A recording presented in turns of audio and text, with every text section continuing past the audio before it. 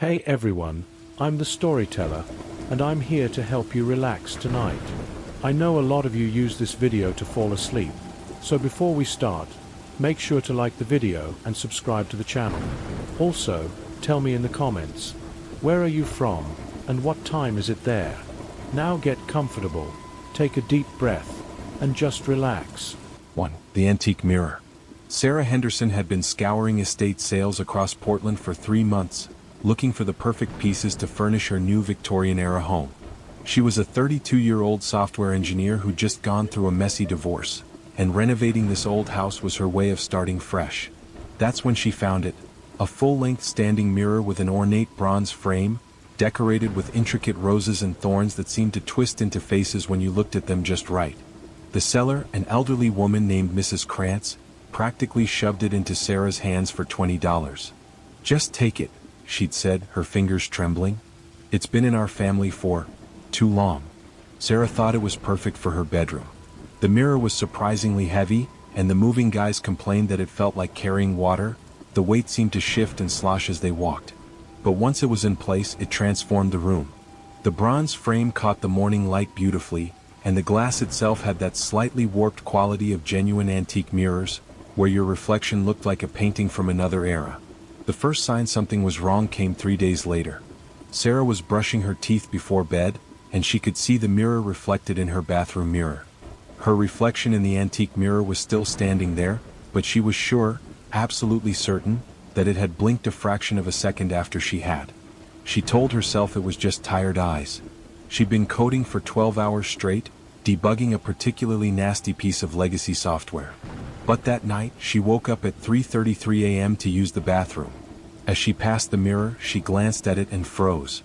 Her reflection was already there, standing in the exact spot she would stand, wearing the same nightgown, but its eyes were tracking her movement as she walked by. Sarah stood still for 30 seconds, holding her breath. The reflection didn't move. When she finally stepped in front of the mirror properly, everything snapped back to normal. Her reflection moved perfectly with her. She convinced herself she'd been sleepwalking, half dreaming. But the next morning she set up a test. She positioned her laptop's webcam to record both her and the mirror while she got ready for work. When she reviewed the footage, her blood went cold. There was a delay, sometimes a fraction of a second, sometimes longer. And in one frame, just one, her reflection was smiling while she was putting on mascara with a concentrated frown. She called her best friend, Monica, who drove over immediately. "You're probably just stressed," Monica said, but she agreed to watch the mirror while Sarah moved. They stood together, Sarah waving her arms, jumping, spinning. Monica saw nothing unusual. "It's perfectly normal, Sarah. You need to get some sleep." But that night, things escalated. Sarah woke to the sound of tapping. Her reflection was pressing its palms against the inside of the glass, mouth moving as if screaming, but no sound came through.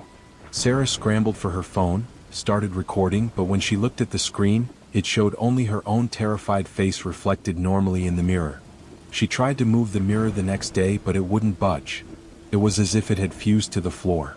She called the moving company, but they claimed they had no record of delivering any mirror to her address. Mrs. Krantz's phone number was disconnected. The estate sale company had no record of the transaction. Research became her obsession. She spent every free hour diving into the mirror's history. The frame had a maker's mark, Castelletti, Venezia, 1892. She found a single reference in a digitized Italian newspaper archive. The Castelletti workshop had been destroyed in a fire in 1894. The owner, Giuseppe Castelletti, had been accused of practicing dark arts and creating mirrors that showed more than mere reflections. 7 people who had purchased his mirrors had disappeared. Their bodies were never found, but witnesses claimed to have seen them moving inside mirrors in their empty homes. On the 7th night, Sarah's reflection stopped mimicking her entirely. It stood still while she moved, then slowly raised its hand and began writing on the glass from the inside. The words appeared backwards as if written in condensation, "Let me out." Sarah backed away, but the reflection stepped forward, pressing against the glass. The mirror's surface began to ripple. "I've been here so long," appeared on the glass. Then, Sarah Henderson, 1991 to 2023. That was her name, her birth year. But 2023? That was last year. She was alive. She was here. She was. The reflection smiled and wrote, "You died in the CR accident. You've been in here for a year. I'm the one who's been living your life." Sarah's memory suddenly felt strange, dreamlike. The divorce, had that really happened? The house, when had she bought it? She couldn't remember the closing, couldn't remember moving in, could only remember the mirror. She ran to the bathroom, looked at herself in that mirror. Her reflection was normal there, but something was wrong with her face. It looked older, more tired. There were scars she didn't remember. She touched her cheek and felt cold glass instead of skin. Running back to the bedroom, she saw herself, her real self, standing in front of the antique mirror. But she was also watching from inside it. The woman outside was speaking on the phone, laughing, living her life. "Yes, Mom, I'm fine. The divorce was hard, but I'm doing so much better now." Sarah pounded on the glass from the inside, screaming, but the woman, the thing wearing her life, just smiled and pulled a sheet over the mirror. Days passed in darkness. Or maybe years. Time moved differently inside the glass. Sometimes the sheet would be pulled away and she'd see her body living her life, aging, thriving, being happy. Her friends visited. Her mother came for Christmas. None of them noticed that the thing pretending to be her never stood directly in front of any mirror except this one. Then one day the sheet was removed and a young woman stood there. Someone new. Someone holding an estate sale tag. "It's perfect for my bedroom," the young woman said. Sarah tried to warn her, pressed against the glass, screamed until her throat felt like shattered glass. But the woman just smiled at her reflection. A reflection that moved perfectly in sync, not realizing it would only stay that way for 7 more days. The thing wearing Sarah's life handed over the mirror for $20, fingers trembling with what looked like reluctance but was actually excitement. "Just take it," not Sarah said. "It's been in our family for too long." As the mirror was carried away, Sarah caught a glimpse of another mirror in the hallway of what used to be her house. Inside it, barely visible, was another face. Mrs. Krantz, mouthing the words, "I tried to warn you." The new owner, Jessica, set up the mirror in her apartment that night. She admired her reflection, not noticing how it lingered for just a moment too long after she walked away. Sarah watched from inside, knowing she had 7 days to find a way to warn this woman, 7 days before the switch. But she already knew how it would end. It always ended the same way. Because the real horror wasn't being trapped in the mirror. It was knowing that the thing that replaced you was living a better version of your life than you ever did. 2. The music box ballerina. Emma Chin thought she was being a good mother when she bought the music box at the antique shop on Maple Street. Her 7-year-old daughter Lily had been struggling since the move from San Francisco to this small Massachusetts town. No friends yet, no familiar places. The music box, with its delicate porcelain ballerina and haunting melody, seemed like the perfect gift to cheer her up. The shop owner, Mr. Davidovich, had been reluctant to sell it. "This piece," he'd said, his thick Russian accent making the words heavy, "she has been returned to me 4 times. Maybe is not good for child." But Lily's eyes had lit up when she saw it, the first genuine smile Emma had seen in weeks. "Please, Mommy? She's so beautiful.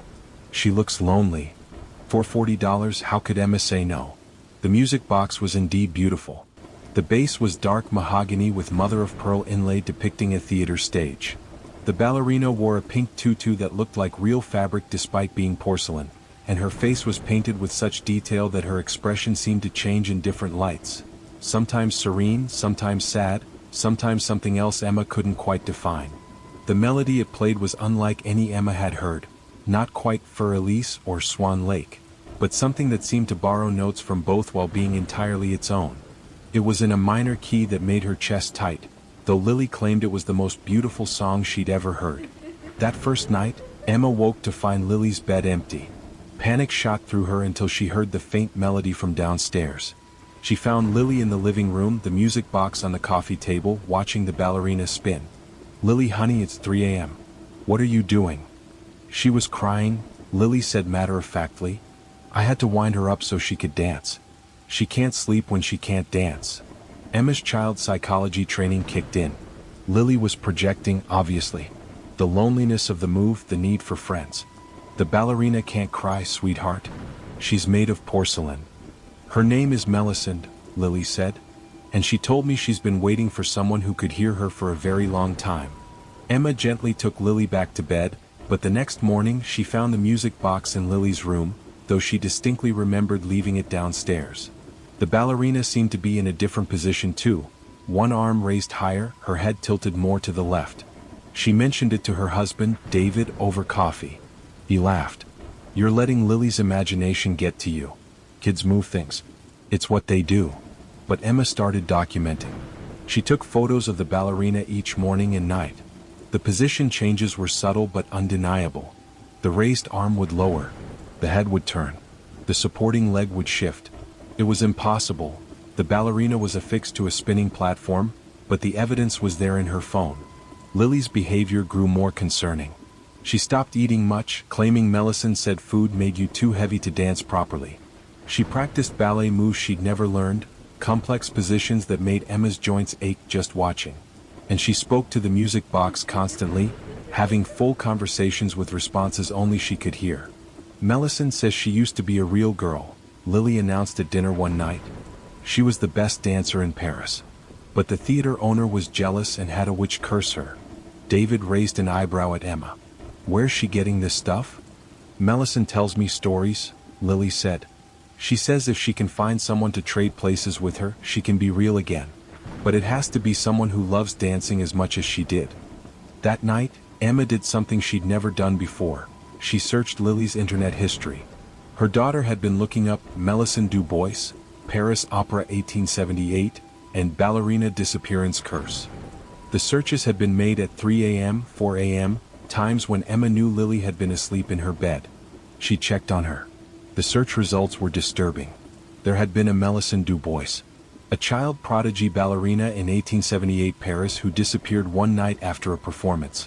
The theater owner, Auguste Moreau, was suspected but never charged. He'd claimed the girl had run away but her body was never found. What made Emma's skin crawl was a detail in one old newspaper scan. Moreau had been known for his collection of music boxes, and after Melisande's disappearance, he'd premiered a new one with a ballerina that looked remarkably like the missing girl. Emma tried to rationalize. Lily must have found this story first, then created her fantasy around it. But how did she know the name before searching for it? She decided to remove the music box, just temporarily, to see if Lily's behavior improved. But when she tried to pick it up, it was impossibly heavy, as if it weighed 100 pounds. The melody started playing on its own, slow and distorted, and Emma swore she heard words in the notes. "Don't take her, friend." That weekend, Emma visited the antique shop. Mr. Davidovich looked grave when she explained what was happening. "I told you is not good for child. This music box, it comes to me from estate sale in Boston. Woman who owned it, her daughter disappeared. Before that, was family in Connecticut. Their girl, she vanished too. Always the same. Young girls who love to dance. That's impossible. You're talking about kidnapping, not kidnapping," he interrupted. "Trading. The music box, it needs a dancer. Has needed one for over 100 years. Emma wanted to laugh, but she'd seen too much. "How do I stop it?" "You can't stop. Can only redirect. The ballerina, she must complete her performance. The music must play to the end." "But," he hesitated, "if music stops before the end, if mechanism breaks, then spell breaks too. But must be careful. If ballerina is dancing when mechanism breaks." He didn't finish, but his meaning was clear. Emma raced home to find Lily standing in her room, wearing a tutu she didn't own, standing end point though she'd never had a ballet lesson. Her feet were bleeding, but she was smiling. The music box played, and Lily danced in perfect synchronization with the ballerina. "Lily, stop." "I can't, Mommy. Not until the dance is done. Melisande says if I dance perfectly just once, she'll teach me all her secrets." Emma grabbed for the music box, but Lily screamed, not a child's scream but something older, desperate. The mirror in Lily's room cracked. Emma saw something impossible in the fractured glass. Dozens of girls, all in tutus, all dancing, all trapped in reflected rooms that shouldn't exist. She understood then. The music box didn't take one girl. It took them all, keeping them dancing forever in some space between porcelain and flesh, and the ballerina, Melisande, she wasn't trying to escape. She was the collector, the curse itself, building her eternal corps de ballet. Emma grabbed a screwdriver from David's toolbox, racing back as the music grew louder. Lily was spinning faster now, her movements inhuman, her eyes glazed. Emma pried open the base of the music box, seeing the ancient mechanism, the gears turning. She could smash it, but Mr. Davidovich's warning echoed. If the ballerina was dancing when it broke? She waited, heart pounding, for the ballerina to complete a spin, for that fraction of a second when the figure was still. Then she jammed the screwdriver into the gears. The mechanism shrieked, metal grinding against metal. The ballerina froze mid-pose, one leg extended, arms reaching. Lily collapsed, gasping. The mirror in her room exploded outward, but instead of glass, rose petals fell, hundreds of them, pink and white and red, each one whispering a girl's name as it hit the ground. Lily was unconscious but breathing. Emma cradled her, calling 911, but her eyes were on the music box. The ballerina had changed. Her face was cracked down the middle, and through the crack, Emma could see another face underneath, older, angrier, real. At the hospital, Lily recovered quickly. She didn't remember anything about Melisande or the dancing. But sometimes, Emma caught her staring at nothing, moving her fingers as if playing an invisible piano, humming a melody that made Emma's chest tight. She destroyed the music box, burning the pieces and scattering the ashes. But a week later, Mr. Davidovich called. "Mrs. Chin, someone has donated new music box to my shop. Is different, but the ballerina, she looks familiar. And this morning, I swear I hear her crying." Emma hung up. That night, she found Lily standing at her window, arms positioned in first position, staring at the moon. "Lily?" Her daughter turned, and for just a moment, her eyes were porcelain blue. "Melisande says you can't break a curse, Mommy. You can only pass it on. And she says she left something inside me. A little piece like a seed. She says one day I'll understand the beauty of eternal dance." Lily blinked, and her eyes were brown again. "Mommy? Why are you crying?" Emma pulled her daughter close, feeling the girl's heartbeat, but underneath it she swore she could hear it. That music box melody playing from somewhere deep inside, waiting. 3. The Leather Journal. Marcus Reed was a 28-year-old freelance journalist who specialized in debunking paranormal claims. He'd exposed fake mediums, rigged seances, and doctored ghost photos. So when he found the Leather Journal at a used bookstore in Salem, Massachusetts, he thought it would make a perfect prop for his next article about cursed objects. The journal was beautiful. Hand-stitched leather binding, thick parchment pages, and a brass clasp that locked with a satisfying click. The elderly bookstore owner, who introduced himself only as Theodore, tried to talk him out of buying it. "That particular item isn't for sale," Theodore said, reaching for the journal. "There's a price tag on it. $50. Theodore's fingers trembled. "I don't remember pricing that. Please choose something else. I have first editions, rare manuscripts." But Marcus insisted. He even paid cash, noting Theodore's reluctance for his article. The old man finally surrendered the journal but whispered, "Whatever you do, don't write in it after midnight. And never, ever write about death." Perfect material for his exposé. Back in his Boston apartment, Marcus examined the journal. The first page had elegant script that seemed to shimmer. "Write your fears and they shall visit you. Write your desires and pay the price. Write of death and death writes back." Marcus laughed. He photographed the page for his article, noting how the aged ink looked suspiciously fresh. At 11:45 p.m. he decided to test it. He'd write something at midnight exactly, document everything, and show his readers how these curses were just suggestion and coincidence. At exactly midnight he wrote, "I fear spiders." Nothing happened. He waited 5 minutes, camera rolling. Then he heard it, a faint skittering. He laughed nervously, attributing it to the building's old pipes. But the sound grew louder. Then he saw them. Spiders, dozens, then hundreds, emerging from cracks he never knew existed. Wolf spiders, black widows, brown recluses, species that shouldn't even exist in Massachusetts. He ran to the bathroom, slammed the door, but they poured through the gap underneath. He stood in the bathtub, watching them cover every surface. Then, as suddenly as they'd appeared, they vanished. Not scurried away, vanished. Like they'd never been there. Marcus's hands shook as he returned to the journal. Below his writing, new words had appeared. A small demonstration. Write something more interesting. He told himself it was elaborate suggestion, maybe hallucinogens in the paper. But part of him, the part he'd spent years suppressing, believed. He decided to test it again but with something controlled. He wrote, "I fear losing my hair." Within seconds, his scalp began itching. He ran to the mirror, watched in horror as hair fell out in clumps. Within a minute he was completely bald. He screamed but then noticed something else. The hair on his arms was growing, thick and dark, spreading up to his shoulders, his back. He was becoming covered in hair everywhere except his head. "Stop," he wrote in the journal.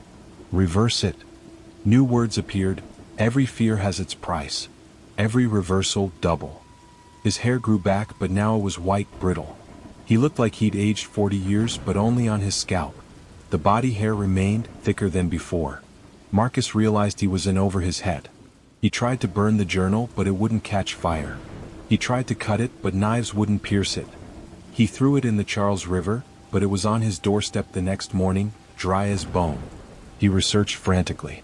The journal had a history. It appeared throughout New England's history, always leaving tragedy in its wake. The Salem witch trials allegedly started when someone wrote their fear of witches. The Boston molasses flood of 1919, when someone wrote their fear of drowning in sweetness. Every owner either died mysteriously or disappeared entirely. But there was a pattern. The journal fed on fear but it had rules. It could only manifest what was written, and only the writer's own fears. It couldn't affect others unless they wrote in it themselves. Marcus thought he'd found the loophole. He wrote, "I fear this journal losing its power." The words disappeared as soon as he wrote them, replaced by, "Clever but no. I am older than your language, your logic, your loopholes." Desperate, Marcus contacted Theodore. The old man agreed to meet him at a coffee shop. "My grandfather owned that journal," Theodore explained. He thought he could master it. He wrote his fear of death, thinking it would make him immortal. What happened? Death wrote back. It gave him immortality but not as he expected. He died every night at midnight, experiencing a different death, burning, drowning, disease, only to wake each morning to do it again. It only ended when he found someone else to take the journal. So I'm stuck with it?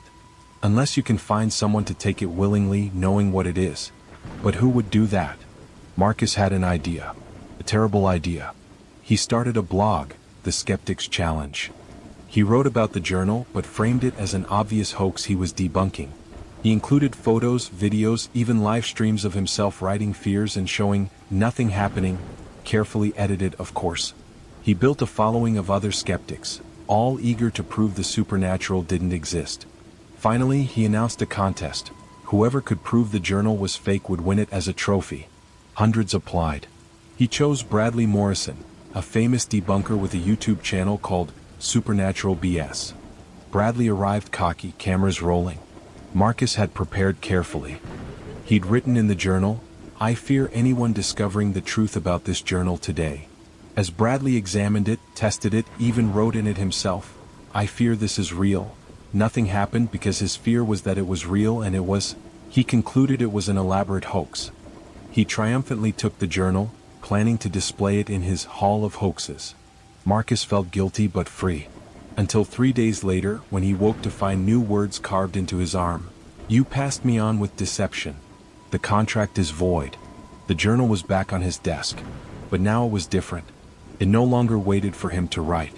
Words appeared on their own. "Your greatest fear is being wrong about the supernatural. Tonight, you'll be right about everything." That night, every paranormal claim Marcus had ever debunked became real. The fake medium he'd exposed actually contacted the dead, including Marcus's father, who had messages Marcus never wanted to hear. The haunted house he'd investigated became genuinely haunted, with security footage showing him being thrown by invisible hands. The UFO sighting he'd dismissed, the aliens came for him specifically.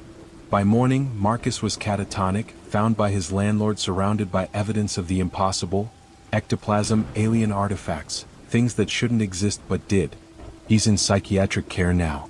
The doctors say he writes constantly, filling notebook after notebook with the same phrase, "I fear I was wrong." But every morning the notebooks are blank and he starts again. The journal? It's back at Theodore's bookstore waiting. Sometimes customers pick it up, drawn by its beauty. Theodore always stops them, except for the ones who insist, who pay in cash, who don't listen to warnings. Because the journal taught Theodore something his grandfather never learned. Some fears need to be in the world. They keep us careful, cautious, alive. The journal doesn't create fear. It reveals it, makes it manifest, forces us to face it. And sometimes what we fear most is the truth itself. The grandmother's ring. Claire Morrison had always been told she looked exactly like her grandmother. Same sharp cheekbones, same green eyes, same auburn hair that curled when it rained. So when grandmother Adelaide died at 94, everyone agreed Claire should have the ruby ring. She would have wanted you to have it, her mother said at the funeral, though her voice was strained. It's been in our family for generations.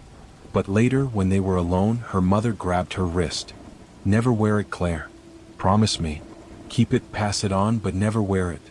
Mom, that's ridiculous. It's just a ring.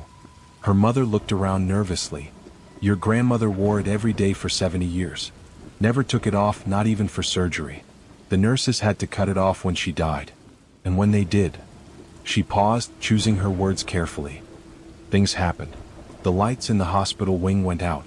The other patients on her floor all reported the same nightmare, of being suffocated. 3 nurses quit that night. Claire dismissed it as grief-driven superstition. The ring was beautiful, a 3-carat ruby surrounded by diamonds in an Art Deco platinum setting.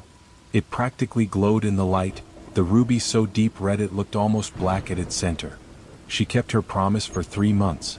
The ring sat in its velvet box on her dresser, catching the light each morning, seeming to pulse with warmth she could feel from across the room. Then came the partner dinner at her law firm, the one where they'd decide who made senior associate. Claire needed every advantage. The ring would be perfect with her black dress, and what harm could one night do? The moment the ring slipped onto her finger, Claire felt a rush of electricity shoot up her arm. The ruby seemed to pulse with her heartbeat, and for a second, just a second, she could have sworn she heard her grandmother's voice. Finally, the dinner was a triumph. Claire was witty, charming, commanding in ways she'd never been before. She knew exactly what to say to each partner, could read their thoughts in their faces, their weaknesses in their gestures. She secured the promotion before dessert. But that night the dream started. She was in her grandmother's memories, but experiencing them firsthand. Adelaide at 25, standing over her first husband's body, the pillow still in her hands. The death had been ruled natural, weak heart, the doctor said. But Claire felt Adelaide's satisfaction, her careful planning. He'd been about to discover her affair with his business partner. She woke gasping but couldn't remove the ring. It had tightened on her finger, the metal warm against her skin. She tried soap, oil, even went to the emergency room. The doctor couldn't explain it. The ring wasn't too small, her finger wasn't swollen. It simply wouldn't move. The second night brought more memories. Adelaide poisoning her sister-in-law's tea with oleander, watching her convulse at the family Christmas dinner. Everyone blamed the seizure disorder no one knew she had. Adelaide inherited her entire jewelry collection, including several valuable pieces that funded her comfortable lifestyle. By the third night, Claire was experiencing the murders in real time.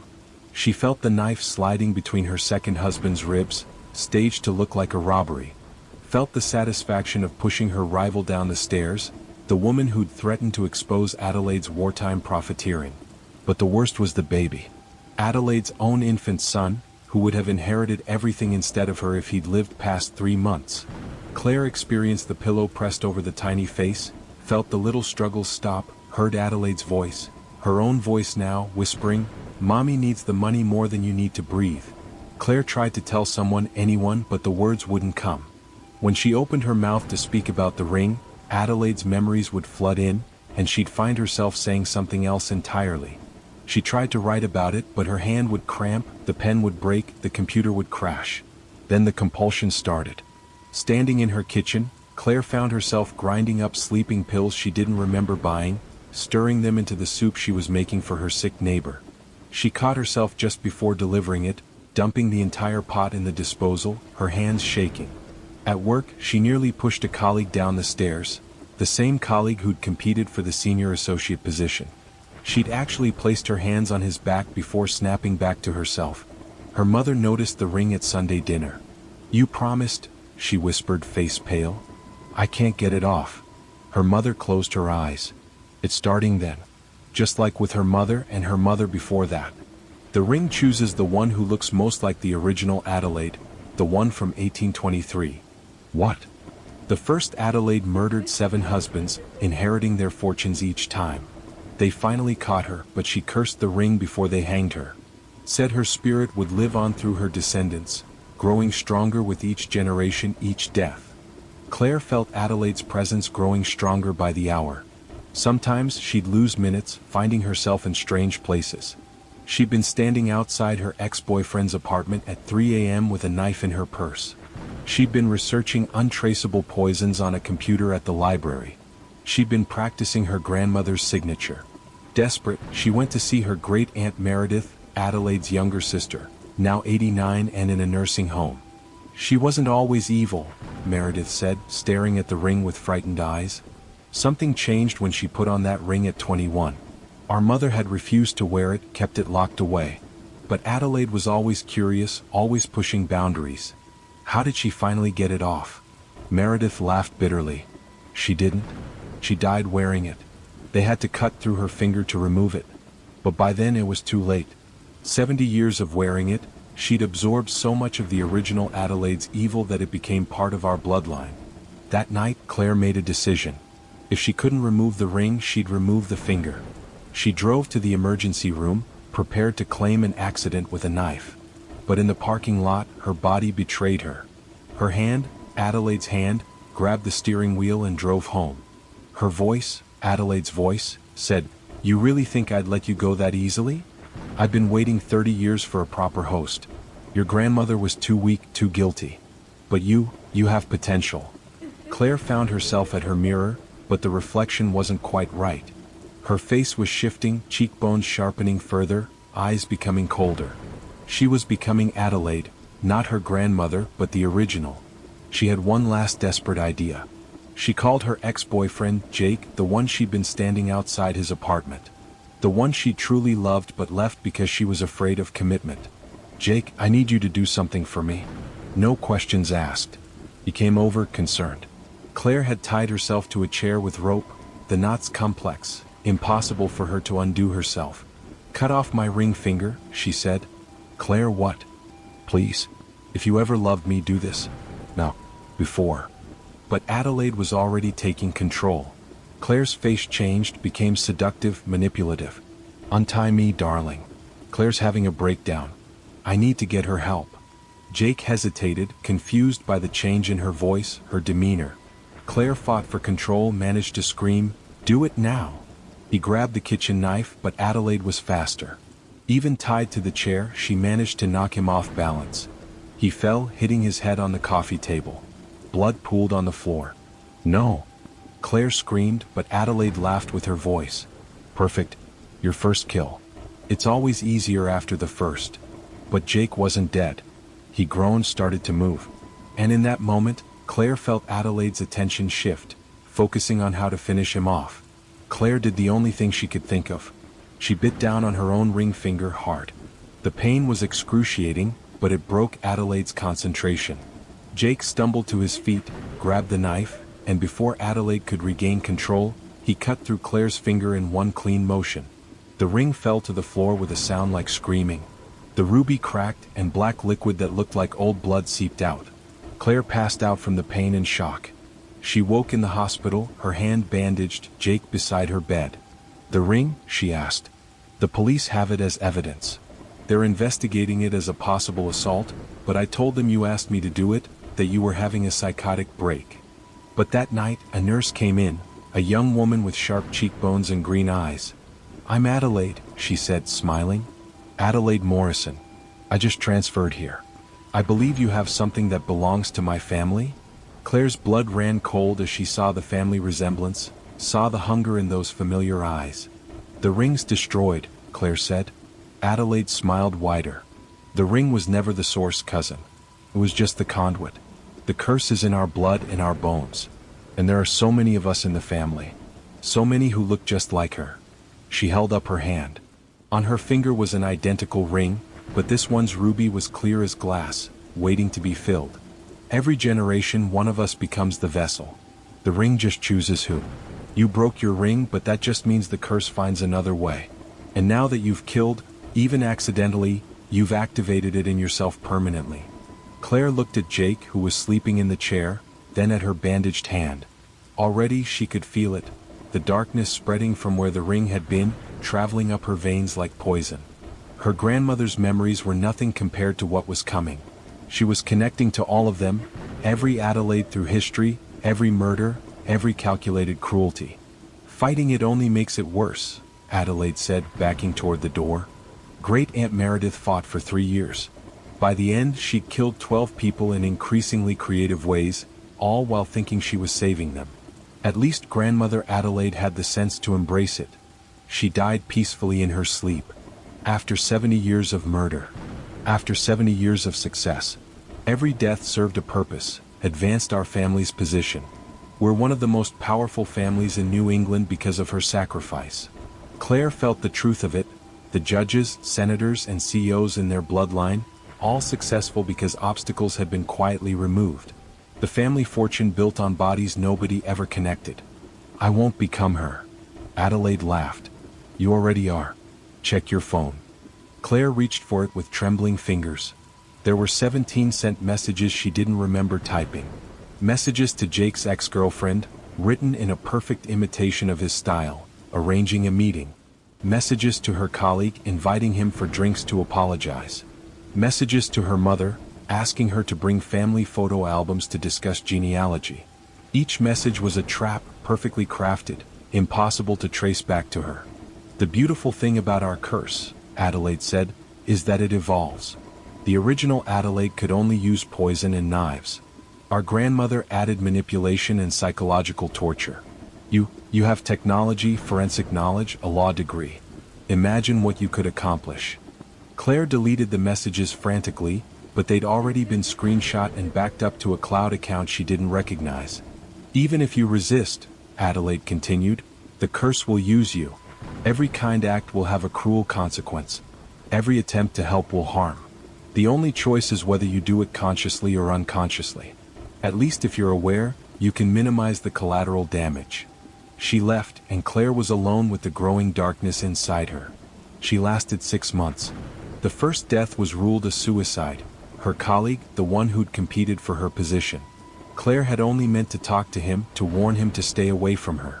But she heard herself saying other things, terrible things, truths about his insecurities she couldn't possibly have known. He jumped from his apartment building that night. The second was an accident. Jake's ex-girlfriend, who'd fallen down her stairs after Claire visited to tell her to stay away from Jake. Claire hadn't pushed her. She just stepped aside at the right moment when the woman stumbled. The position of her body made it impossible for her to have been pushed. But Claire knew the truth. She'd seen the woman would stumble. Adelaide's gift, their gift, was seeing the potential for death in every moment. By the fourth death, a client who'd threatened to sue the firm, Claire stopped fighting. She could feel all the Adelaides before her, teaching her, guiding her. How to make death look natural. How to choose victims whose deaths would seem logical. How to build an alibi that was more than perfect. It was poetic. Her mother found her one night, standing over her father with a pillow. Claire, stop. Claire turned and her mother gasped. Her daughter's face had changed. The resemblance to Adelaide was complete now. Not just the features but the expression, the coldness in the eyes. He has a life insurance policy worth $2 million, Claire heard herself say. It would solve all your financial problems. You're not my daughter anymore. No, Claire agreed. I'm something better. I'm the culmination of 2 centuries of Adelaide. And you're right to fear me. Her mother fled. The next morning she was found dead in her car, carbon monoxide poisoning from a garage door that mysteriously closed while the engine was running. Claire had been at work, seen by dozens of people. Jake tried to save her. He researched the family history, found references to the curse going back to colonial times. There was a way to break it. A ritual that required the blood of 7 family members willingly given on the night of the new moon. He gathered them, cousins, aunts, distant relatives who'd heard the stories. They met in the old family cemetery where the original Adelaide was buried. But when they began the ritual, Claire appeared. Or rather, Adelaide appeared wearing Claire's body. "Did you really think I'd let you break our legacy?" she said, and her voice was a harmony of hundreds of Adelaides through time.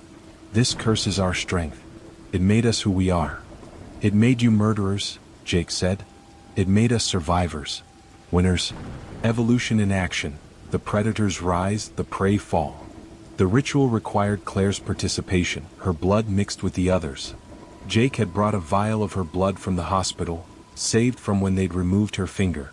He threw it into the ceremonial fire. The effect was immediate. Claire screamed, fell to her knees.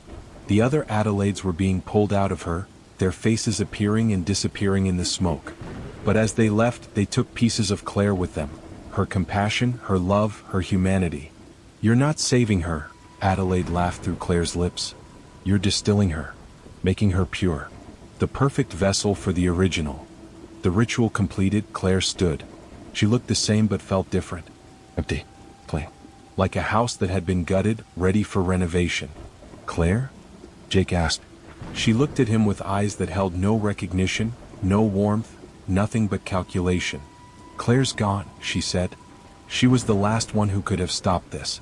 But you removed all the others, all the voices that diluted the original. Now there's only me, Adelaide, the first and the last." She walked away, leaving them in the cemetery. Jake tried to follow, but found he couldn't move. None of them could. They stood frozen until dawn, when the groundskeeper found them.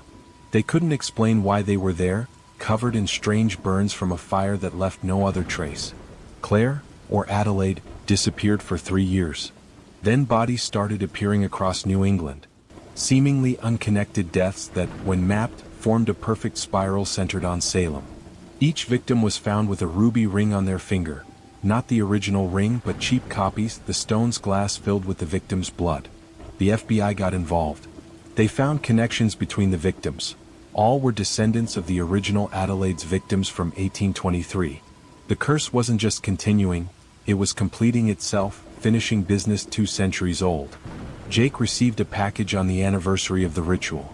Inside was Claire's ring finger, perfectly preserved, with a note. "She wants you to know she's still in here, screaming. Every death hurts her, and that pain makes me stronger. You didn't break the curse, you perfected it." He went to the FBI, told them everything. They didn't believe the supernatural elements, but they believed Claire was the killer. A manhunt began. But you can't catch someone who's had 200 years to learn how to hide, who can see death coming in every moment, who has the accumulated knowledge of generations of killers. Claire was never found. But the deaths stopped after reaching exactly 49. 7 times 7, a perfect number.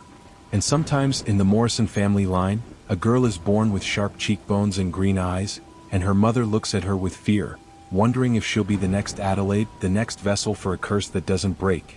It just evolves. The ring was never found either. But sometimes in antique shops across New England, a ruby ring appears with no explanation. The owners always say the same thing. It came from an estate sale, an old family getting rid of things. The price is always reasonable. And there's always a young woman with sharp cheekbones who's drawn to it, who says it looks just like her grandmother's ring. The curse continues. It always continues. Because the real horror isn't the ring or the murders or even the possession. It's that deep down in every family line, there's a darkness waiting. The ring just gives it permission to come out. And somewhere, Claire is still screaming, trapped inside her own body, watching Adelaide use her hands, her face, her life to continue a legacy written in blood. The FBI file remains open. The bodies still appear, though less frequently now. And every Morrison family reunion has an empty chair at the table. For Claire or Adelaide or whoever she is now. No one sits in it. But sometimes, when no one's looking, a ruby ring appears on the plate, as if someone invisible had placed it there as a calling card, a reminder, a promise. The curse isn't broken. It's just waiting for the next generation to forget, to think they're safe, to believe that evil can truly die. But evil doesn't die. It just puts on a new ring and a familiar face. 5. The pocket watch. David Chin was an estate sales specialist who'd seen it all. Nazi memorabilia, human remains in jars, supposedly haunted dolls. Nothing fazed him anymore.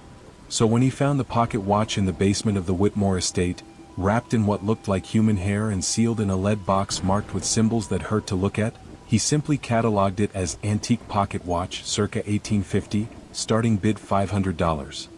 The Whitmore family had been old money Boston since the 1700s. The last heir, 98-year-old Cornelius Whitmore, had died without children, leaving behind a mansion filled with centuries of accumulation.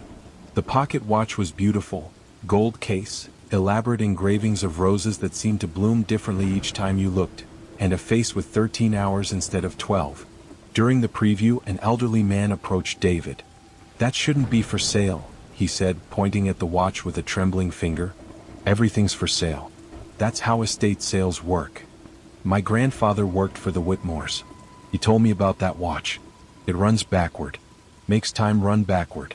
But, sir, I appreciate the story, but I need to prepare for tomorrow's sale." The man grabbed David's arm with surprising strength. "The watch doesn't just turn back time for you. It takes that time from somewhere else. Someone else. For every year you go back, someone loses a year. The Whitmores stayed young for centuries by stealing time. Cornelius was actually 247 years old." David gently removed the man's hand. Security escorted him out, but his words stuck. That night, David examined the watch more carefully. It was indeed strange. The 13-hour face, the backwards numbering, the way the hands moved counterclockwise even though the mechanism was wound correctly. He wound it fully and immediately felt a strange tingling. The watch began ticking backward, and David noticed the liver spots on his hands fading slightly. He looked in a mirror. The gray at his temples was less pronounced. He looked maybe a month younger.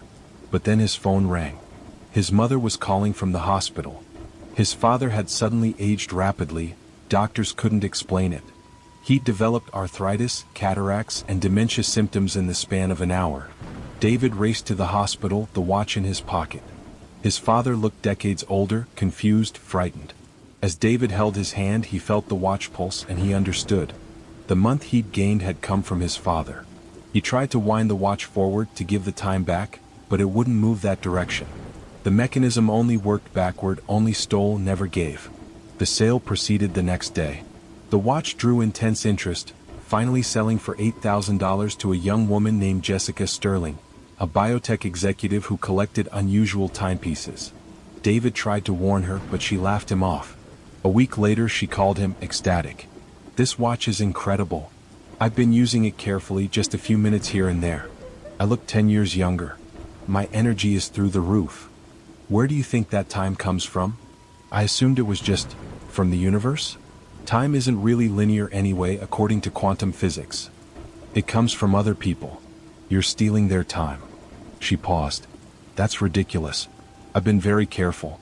I only use it when I'm alone, so it can't be affecting anyone nearby." But the next day, the news reported a strange phenomenon at a nursing home in Quincy. An entire wing of patients had aged rapidly and died within hours. The location was exactly equidistant from Jessica's home and office, the epicenter of where she'd been using the watch. Jessica called David, panicked. "I didn't mean to, I didn't know. Get rid of it. Throw it in the ocean." "I tried. Keeps coming back." "I threw it in the Charles River and it was on my nightstand the next morning. I locked it in a safe deposit box and it appeared in my pocket. It's like it's bonded to me." They met at a coffee shop. Jessica looked younger than her ID photo, maybe 25 instead of 40. But her eyes were ancient, horrified. "I can feel them," she whispered. "Every person I've stolen from. Their memories, their pain. An old man who was finally going to see his grandchild graduate. I took his last years. A woman who was waiting for her husband to return from deployment. I stole the time she had left with him. The watch doesn't just take time. It shows you what you've taken." She pulled out the watch. David noticed the 13th hour was glowing, pulsing like a heartbeat. "There's something else," she said. "I researched the Whitmores. They didn't die naturally. Every single one was murdered at exactly 247 years old. The same age. The same time, 3:33 a.m. And the murderer was never caught, but witnesses always described the same thing. A figure that looked like it was made of clock parts, with 13 eyes." "What?" "I think the watch has a guardian. Or a collector. Something that comes for you when you've used too much time. Cornelius lasted 247 years, but his diary, I bought it from your sale too. His diary says the thing had been hunting him for the last 100 years. He could hear it ticking, getting closer. As if on cue, both of them heard it, a ticking that didn't match the watch, that seemed to come from everywhere and nowhere." "How much time have you taken?" David asked. 15 years, maybe 20. I wanted to be young for my wedding next month. My fiancé is 28 and I didn't want to look." She stopped. "God, what have I done?" They tried everything. Holy water, burning sage, even bringing it to a priest. Nothing worked. The watch couldn't be destroyed, couldn't be abandoned, couldn't be given away. It had chosen Jessica, and it would stay with her until... Until what? Jessica asked. Until I die. Until I've stolen 247 years like Cornelius? They found the answer in Cornelius's diary, in entries written in increasingly shaky hand. The chronophage comes when you've taken a full lifetime, 70 years. I've avoided it by never taking that much from one person, by spreading the theft across thousands. But it remembers, it tallies. And when you reach the sum of a life, it comes to collect not just the time you've stolen, but all the time you have left or will ever have. Jessica had taken 20 years. The ticking grew louder each day. She tried to use the time well to make amends, but how do you apologize for stealing someone's years? She donated millions to aging research, to nursing homes, to hospice care. But the ticking continued. One night she called David. I found something. In Cornelius's diary. There's a way to transfer the watch's bond. But it requires the current owner to age themselves to death, to use all their remaining time at once. And someone has to willingly take it, knowing exactly what it is. No one would do that. Someone might. Someone who's already dying. Someone who has nothing left to lose. She was right. They found a volunteer, Marcus Webb, a 92-year-old billionaire with terminal cancer, given weeks to live. He wanted more time at any cost. He knew exactly what the watch was, what it did, and he didn't care. The transfer ritual was simple. Jessica had to wind the watch backward while thinking of Marcus, imagining giving him her time. She began aging rapidly, 30, 40, 50, 60. Her hair went gray, then white. Her skin wrinkled. Her back bent. David tried to stop her, but she smiled through aged lips. I'm giving back what I stole. It's the only way. She aged past 70, 80, 90. The watch fell from her skeletal fingers as she crumbled to dust, centuries of stolen time catching up in seconds. Marcus grabbed the watch eagerly, immediately winding it back. His cancer reversed, his organs renewed. He looked 50, then 40, then 30. It works, he shouted. I can feel the time flowing into me. I can live forever. But then the ticking started, louder than before. The 13th hour on the watch face opened like an eye, and something began climbing out. Something made of gears and springs and bones, with 13 ticking eyes and hands made of clock hands. The chronophage had come early. Because Marcus hadn't just inherited the watch, he'd inherited Jessica's debt. 20 years stolen, plus the 70 she'd given to him. 90 years of theft in an instant. The thing that emerged from the watch was patient. It didn't chase Marcus as he ran. It didn't need to. Time was on its side. It followed at the pace of a ticking second hand, inevitable, inexorable. Marcus used the watch frantically, aging backward, trying to outrun his debt. But for every year he gained, someone else lost it, and the chronophage added it to his tally. He couldn't win. No one could. They found Marcus 3 days later in his penthouse, aged beyond recognition. Not just old, but temporally shattered. His body showed signs of being newborn and ancient simultaneously. The watch was fused to his chest, its 13-hour face now showing all times at once. The chronophage was gone, but it had left something behind. 13 more watches, each identical to the original, scattered throughout Marcus's apartment. David found them all, locked them in the lead box from the Whitmore basement. But late at night he could hear them ticking, all 13 perfectly synchronized. And sometimes he'd check the box to find only 12, one having escaped to find a new owner, someone desperate enough to trade others' time for their own. The watches are still out there.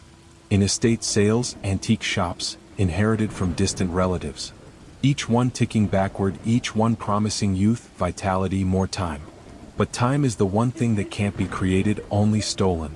And somewhere, in the space between seconds, the chronophage waits, tallying the debt, patient as time itself.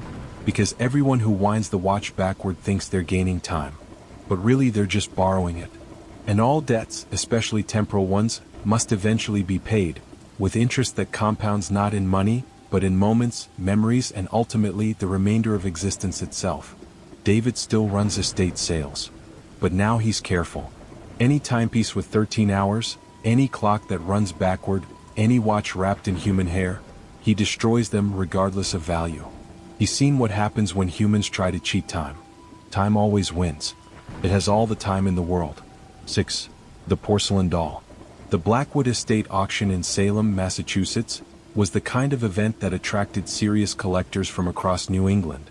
Margaret Sims, a child psychologist, wasn't a collector. She was there for her 8-year-old daughter, Lily, who'd been struggling since her father's death 6 months ago. When Margaret saw the porcelain doll in the estate's nursery, she knew it would be perfect for Lily's birthday. The doll was exquisite, clearly from the 1920s, with genuine human hair and golden ringlets, a silk dress with hand-tattooed lace, and bright blue glass eyes that seemed to follow you around the room. The tag read, Annabelle, written in fading ink.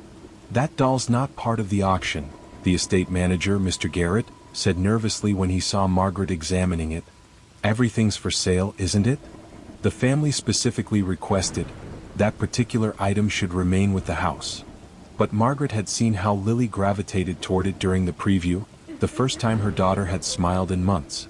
She offered $500 cash off the books. Mr. Garrett reluctantly accepted, wrapping the doll in an old blanket that smelled of lavender and something else, something medicinal and old. "There's a letter that goes with it," he said, handing her a yellowed envelope. The family insisted that whoever takes the doll must read this. Margaret pocketed the letter, planning to read it later. But later never came. Lily's joy at receiving Annabelle was so complete, so healing, that Margaret forgot about the letter entirely. The first week was perfect. Lily carried Annabelle everywhere, having tea parties, reading to her, even doing homework together. She was eating again, laughing again, being a child again. Margaret felt like she'd finally found the key to helping her daughter heal. But then the whispers started. Margaret woke one night to hear Lily having a conversation in her room. This wasn't unusual. Children often talked to their toys. But this was different. There were pauses, as if Lily was listening to responses. "Annabelle says she's been lonely for a very long time, Mommy," Lily announced at breakfast. "She says the last girl who played with her went away and never came back." "That's a sad story, sweetheart." "Annabelle says she went inside." "Inside where?" Lily looked confused. "Just inside." "Annabelle says I'll understand when I'm ready." Margaret's child psychology training told her this was normal. Lily was processing grief through play. But something about the doll's unblinking stare made her uncomfortable. She remembered the letter and finally retrieved it from her coat pocket that evening. The letter was dated 1927. "To whomever finds Annabelle, she is not what she appears. In 1925, my daughter Emma received this doll for her 8th birthday. Within 3 weeks, Emma had changed. She spoke in voices that weren't hers, knew things she couldn't know, and began to look different, her features slowly shifting to match the doll's. On the 3rd Sunday after receiving Annabelle, I woke to find my daughter sitting perfectly still on her shelf, her skin cold as porcelain, unblinking, unbreathing. The doll was in Emma's bed, warm to the touch, and I swear before God, it was breathing. I tried to destroy it, but nothing worked. Fire wouldn't take it. Hammers bounced off. Holy water did nothing. The priest said it wasn't possessed. It was something worse. It was a vessel designed to switch places with a child. If you're reading this, it's too late. The doll has already begun the process. You have 3 Sundays. Watch for the signs. 1st Sunday, the child will speak for the doll. 2nd Sunday, the child will move like the doll. 3rd Sunday, the child becomes the doll. There is no way to stop it once it starts. I'm sorry. Catherine Blackwood. Margaret's hands shook. Today was Sunday. The 2nd Sunday since Lily got the doll. She ran to Lily's room. Her daughter was sitting at her toy table, having a tea party with Annabelle. But something was wrong with how Lily moved. Her gestures were too precise, too delicate, her head tilting at angles that seemed uncomfortable for a human neck. "Lily, honey, put Annabelle down and come here." Lily turned and Margaret gasped. Her daughter's eyes had lightened from brown to hazel, halfway to the doll's bright blue. Her skin had a subtle sheen, like glazed ceramic. "Annabelle doesn't like to be put down," Lily said, and her voice had a hollow quality, like speaking into a porcelain bowl. Margaret grabbed for the doll, but the moment she touched it, pain shot through her arms. The doll was ice cold and burning hot simultaneously. She jerked back and Lily laughed, not her daughter's laugh, but something older, tinkling like broken china. Margaret called her sister, Rachel, a nurse. "Something's wrong with Lily. You need to come now." Rachel arrived within an hour, took one look at Lily and stepped backward. Margaret, her skin? I know. They tried to take Lily to the hospital, but she wouldn't leave without Annabelle. When they attempted to force her, she screamed, a sound like porcelain scraping against porcelain, and every piece of glass in the house cracked. The hospital ran tests. Everything came back normal, impossibly normal. Temperature, exactly 98.6. Heart rate, exactly 70 BPM. Blood pressure, perfect. Even when Lily was sleeping, crying, or running, the numbers never changed. It was as if her body was maintaining factory settings. Dr. Harrison, the head of pediatrics, pulled Margaret aside. I've seen something like this once before. In 1987, a boy in Maine. He came in with similar symptoms, skin hardening, features changing. We never found a medical explanation. What happened to him? He disappeared from his hospital room. Security footage showed him walking out but moving wrong, like a marionette. They found him 3 days later in an antique shop, sitting on a shelf. He wasn't alive, but he wasn't dead. He was porcelain. Solid through and through but warm. And his eyes, they tracked movement. Margaret researched frantically. She found mentions of similar dolls throughout history, always beautiful, always named Annabelle, always switching places with 8-year-old children. The earliest reference was from 1823 in France, where a doll maker named Annabelle Moreau was accused of witchcraft after children who received her dolls disappeared. Moreau's trial records were disturbing. She claimed she discovered a way to achieve immortality by transferring her consciousness into porcelain vessels, then switching places with children whose bodies she could inhabit. She'd been burned at the stake, but her dolls were never found. Margaret confronted the doll that night, holding it while Lily slept. "I know what you are," she whispered to its unblinking eyes. "You're not getting my daughter." The doll's lips didn't move, but Margaret heard a voice in her head, old and patient. "I already have her. She invited me in. Children always do. They're so lonely, so eager for a friend who understands. Your daughter was especially easy. She wanted to stop feeling pain. I can give her that. In porcelain there is no pain. Give her back." There is no back. The process has begun. By tomorrow sunset she'll be ceramic through and through, and I'll be flesh once more. I've done this 47 times over 2 centuries. Each body lasts about 30 years before I need a new one. Margaret tried everything that night. She called priests, rabbis, even a Wiccan priestess. None of their rituals worked. The doll couldn't be destroyed, couldn't be contained. It had been invited in by Lily's loneliness, and that invitation couldn't be revoked. As the 3rd Sunday dawned, Lily's transformation accelerated. Her hair became synthetic, her joints grew stiff, her skin took on a glossy sheen. She moved less and less, preferring to sit still for hours. When she did speak, it was in single words, like a doll with a pull-string voice box. Margaret made a desperate decision. If the doll needed a body, she'd offer her own. She found the ritual in Moreau's trial transcripts, the original spell the doll maker had used. It required a willing trade, a mother's love, and a specific incantation at sunset on the 3rd Sunday. As the sun began to set, Margaret held both Lily and Annabelle. Lily was almost completely transformed. Only her eyes still showed a flicker of humanity, tears that couldn't fall from porcelain eyes. "Take me instead," Margaret said to the doll. "A mother for a daughter. A grown body that will last you longer. Just let Lily go." The doll considered through glass eyes. "You're too old. The transformation works best on children. Their bones are still soft, their minds malleable. Then take my years. Add them to your collection.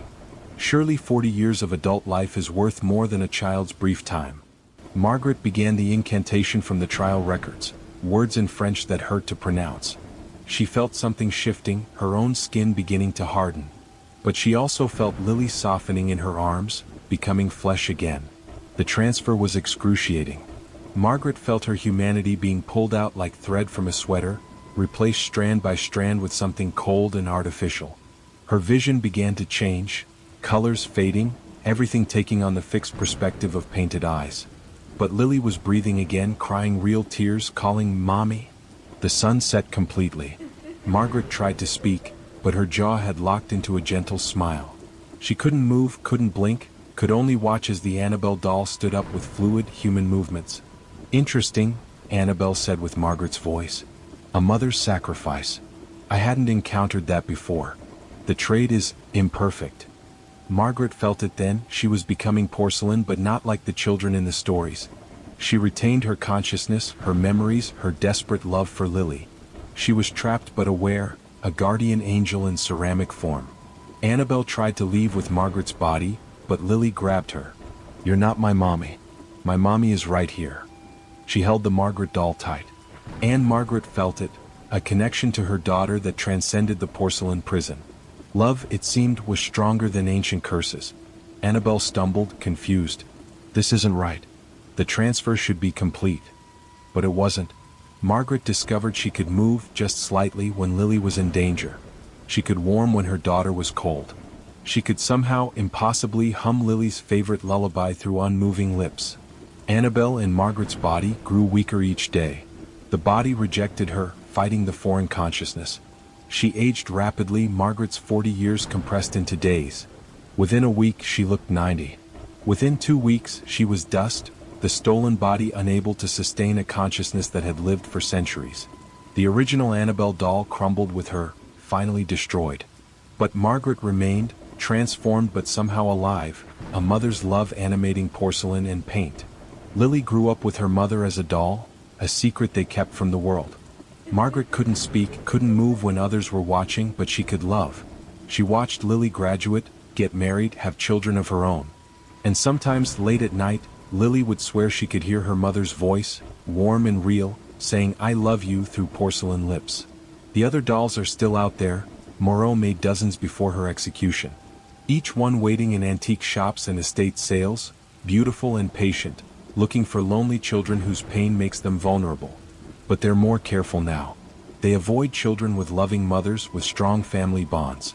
Because Margaret proved something Annabelle Moreau never understood in her centuries of body stealing. Love is the only magic stronger than curses. And a mother's love? That's the strongest magic of all, even when that mother is made of porcelain, paint, and impossible devotion. 7. The oil painting. Tom Bradley thought he'd gotten the deal of the century at the Riverside Estate auction. The oil painting, a massive 4x6-foot landscape, had somehow been overlooked by the serious collectors. Maybe because it was hung in the servants' stairwell, covered in dust and cobwebs. Or maybe because when you looked at it directly, it seemed like an unremarkable pastoral scene. A Victorian house on a hill, surrounded by oaks, painted in the Dutch realist style.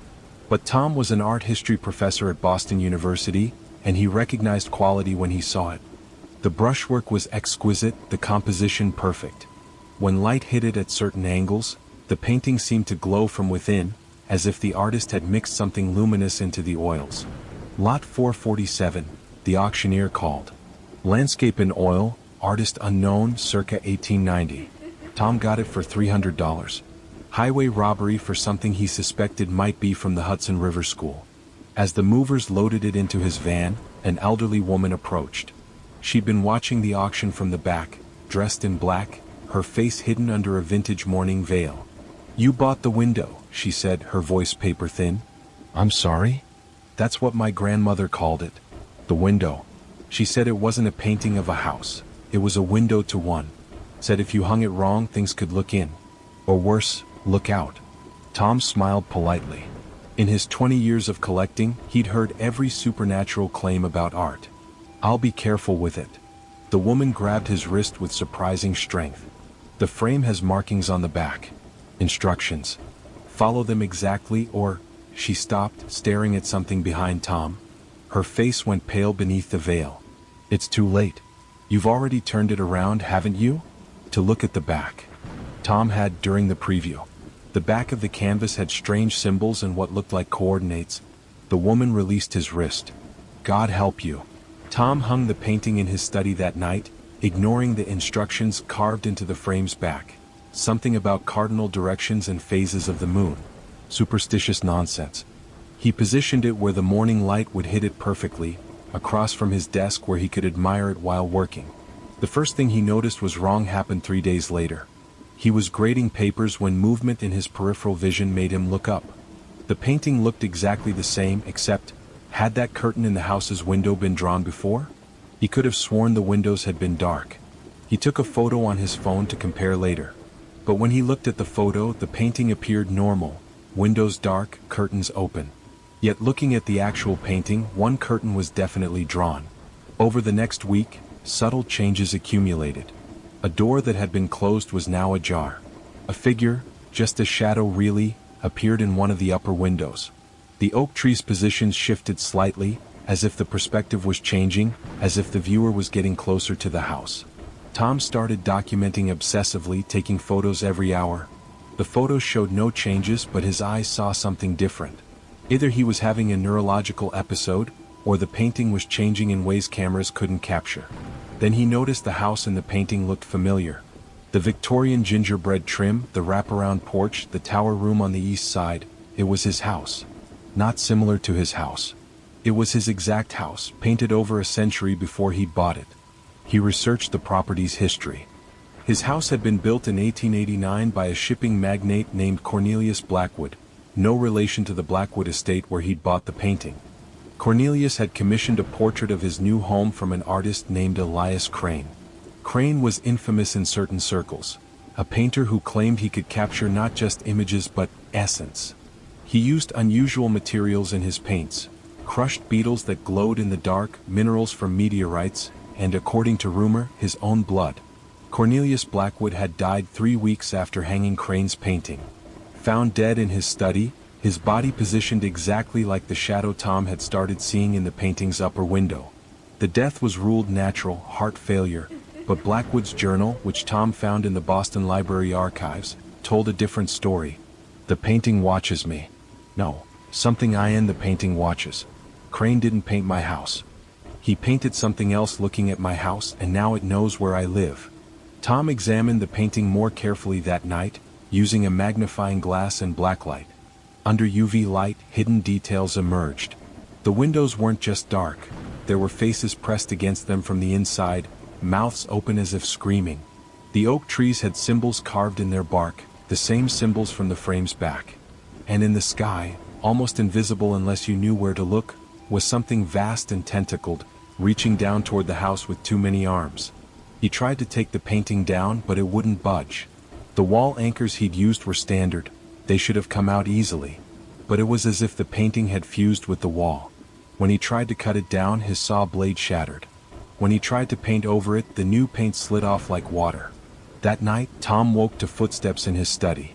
He grabbed a baseball bat and crept down the hall. His study door was open, cold air flowing out. Inside, the painting glowed with its own light. The perspective had changed completely. Now it showed the house from inside looking out, as if the viewer was standing in the very room Tom used as his study. In the painting, a figure stood at the window looking out. It wore Victorian-era clothing, but its proportions were wrong. Too tall, joints bending in too many places. As Tom watched, the figure turned. Its face was a void filled with stars, and when it smiled, Tom heard the sound in his actual room, like glass cracking. He fled the study, but the sounds followed. Footsteps that didn't match any human gait. Whispers in a language that predated words. The smell of oil paint and something else. Ozone and copper and the scent of space between stars. Tom called his colleague, Sarah Martinez, who specialized in paranormal anthropology. She arrived at dawn with equipment, EMF readers, infrared cameras, and surprisingly, a 16th century grimoire. "This isn't a haunting," she said after examining the painting. "It's a door." Elias Crane was part of a sect that believed art could bridge dimensions. They used paintings as windows between worlds. But this one, she paled. This one's two-way. What does that mean? Most of Crane's paintings let you look into other dimensions. This one lets things from other dimensions look back. And based on these readings, something's been watching through it for over a century, learning, waiting. Waiting for what? Sarah pointed to the painting. The house in it was different now, modern. It showed Tom's current renovations, his furniture, his life. And in the study window, 2 figures stood, Tom and Sarah, painted in perfect detail, looking out at themselves. "It's not waiting anymore," Sarah whispered. "It's recording, documenting, like it's cataloging this reality before." The painting's surface rippled like water. A hand pressed through from the other side, human-shaped but wrong, with too many joints, skin that shifted between textures. Then an arm, then a shoulder. Sarah grabbed the grimoire, started chanting in Latin, but the thing laughed, a sound like paint being mixed with broken glass. It spoke in Crane's voice, preserved across centuries. You think words can close what art has opened? I painted myself into eternity. Every painting is a window, and I am the thing that looks through. This house, this reality, it's just another canvas now. The entity pulled itself fully through, Crane, but transformed by a century in spaces between spaces. His body was living art, skin shifting between oil paint and flesh, eyes that were every color and no color simultaneously. Tom grabbed Sarah's hand and ran. Behind them, they heard the house changing. Walls becoming canvas, furniture dissolving into brushstrokes. Reality was being revised, painted over. They made it outside just as the transformation reached the front door. Looking back, Tom's house flickered between its real form and a painted version, like reality couldn't decide which was true. The instructions, Tom gasped. The woman mentioned instructions on the frame. They had to go back. Sarah created a distraction, throwing holy water that sizzled against the painted sections of the house, while Tom ran to his study. The painting was larger now, having absorbed most of the wall. But the frame remained solid, real. The carved instructions were in Latin. Sarah translated rapidly: hang facing north under new moon's light, salt circles thrice around its frame, never let it see its own reflection, for what looks out must not look back at itself. A mirror. They needed a mirror. Tom remembered the antique mirror in his bedroom, another auction find. They retrieved it as Paint Crane searched the house for them, his footsteps leaving oil paint footprints that never dried. They positioned the mirror directly across from the painting. The effect was immediate and horrible. Crane saw himself reflected infinitely, not the human he'd been but the thing he'd become. A creature of living art, existing between dimensions, neither real nor painted. The paradox of his existence, art looking at art, created a feedback loop. He screamed, reaching for the mirror, but his painted flesh began to run like wet oils. The painting bubbled, colors mixing into mud. The house in the painting collapsed in on itself, perspective folding until it was just a point, then nothing. The painting fell from the wall, landing face down. On its back, new words had appeared, burned into the canvas. One window closes, 99 remain. You see, Tom and Sarah destroyed the painting, burning it with thermite in a consecrated circle. But Tom kept the frame with its warnings and instructions. Because Sarah's research revealed the truth. Elias Crane had painted exactly 100 windows before disappearing in 1891. They'd closed one. 99 remained, scattered across the world in private collections, museums, and estate sales. Each one a window for Crane to look through, to reach through, to transform reality into his twisted art. Tom quit collecting art. He became something else, a hunter, a closer of windows. He and Sarah travel now, following auction catalogs and estate sale listings, looking for paintings with that telltale luminous quality, frames with Latin warnings, landscapes that show houses that look too familiar. They found 7 more windows so far. Each one showed a different view, a different reality being observed and catalogued. In one, they saw their own world from the outside, Earth hanging in space, surrounded by vast tentacles of living paint. Another showed all of human history as brushstrokes on an infinite canvas, with Crane's signature in the corner. But the worst was the painting they found in a children's hospital in Portland. It showed the hospital itself, but all the sick children were healthy in the painting, playing in rooms full of light. Parents touched the painting, wishing. Children stared at their painted selves, dreaming of wellness. Tom and Sarah had to destroy it anyway. Because the healthy children in the painting weren't healed, they were replaced. Crane was offering trades, sick children for painted ones, real suffering for artificial peace. They burned that one at 3 a.m., listening to Crane's voice in the flames, promising cures, threatening plagues, begging for just one more window to remain open. 92 windows remain. Tom ages, Sarah grows tired, but they continue. Because they've seen what Crane is painting in his space between spaces. A masterpiece where reality itself is just paint on his infinite canvas, where every human life is just a brushstroke he can revise. The windows must be closed. All of them. Before Crane finishes his masterpiece and signs his name across the sky. 8. The vinyl record. Alex Morrison had been collecting vinyl since he was 15, and now at 32, his Brooklyn apartment was more record store than living space. He had first pressings of Blue Note Jazz, original punk singles from CBGB bands, and acetates that technically shouldn't exist. But he'd never seen anything like the record at the Williamsburg flea market. It was completely black, not just the vinyl but the label too. No artist name, no track listing, no catalog number. The only marking was a symbol etched directly into the vinyl. A spiral that hurt to follow with your eyes, seeming to twist into dimensions that shouldn't exist. How much? Alex asked the vendor, an old woman bundled in scarves despite the July heat. She looked at the record like she'd never seen it before. This isn't from my collection. Where did? She trailed off, staring at the spiral symbol. Blood started trickling from her nose. Take it. Just take it. Get it away from me. She shoved it into his hands and immediately began packing up her stall, muttering in what sounded like backwards Latin. Alex should have been concerned, but he was fascinated. The vinyl felt wrong, too heavy, too warm, almost alive. When he tilted it, the grooves seemed to move, reorganizing themselves into patterns that made his eyes water. His roommate Carlos was out of town for 2 weeks, giving Alex the perfect opportunity to explore this mystery. He placed the record on his vintage Technics turntable, one he'd modified with a precision tone arm that could play anything without damage. The moment the needle touched vinyl, Alex knew this was unlike anything in his collection. The sound that emerged wasn't music in any conventional sense. It was frequencies that shouldn't exist, notes between notes, harmonics that made his bones ache and his teeth taste colors. But it was also the most beautiful thing he'd ever heard. The music bypassed his ears entirely, resonating directly in his brain. He saw colors that had no names, felt emotions humans weren't meant to experience. Time became elastic. The record played for either 3 minutes or 3 hours, he couldn't tell. When it ended, Alex was on the floor, crying. Not from sadness, but from having experienced something so profound that returning to normal reality felt like suffocation. He immediately played it again. This time, he heard structure in the chaos. Melodies that followed mathematical patterns from theoretical physics, rhythms that matched the rotation of distant galaxies. And underneath it all, something that might have been voices, singing in languages that predated human speech. Carlos found him 3 days later. Jesus Christ, Alex. I've been calling for hours. What the hell? Carlos stopped, seeing his roommate. Alex had lost weight, his eyes bloodshot and dilated, dried blood under his nose and ears. What happened to you?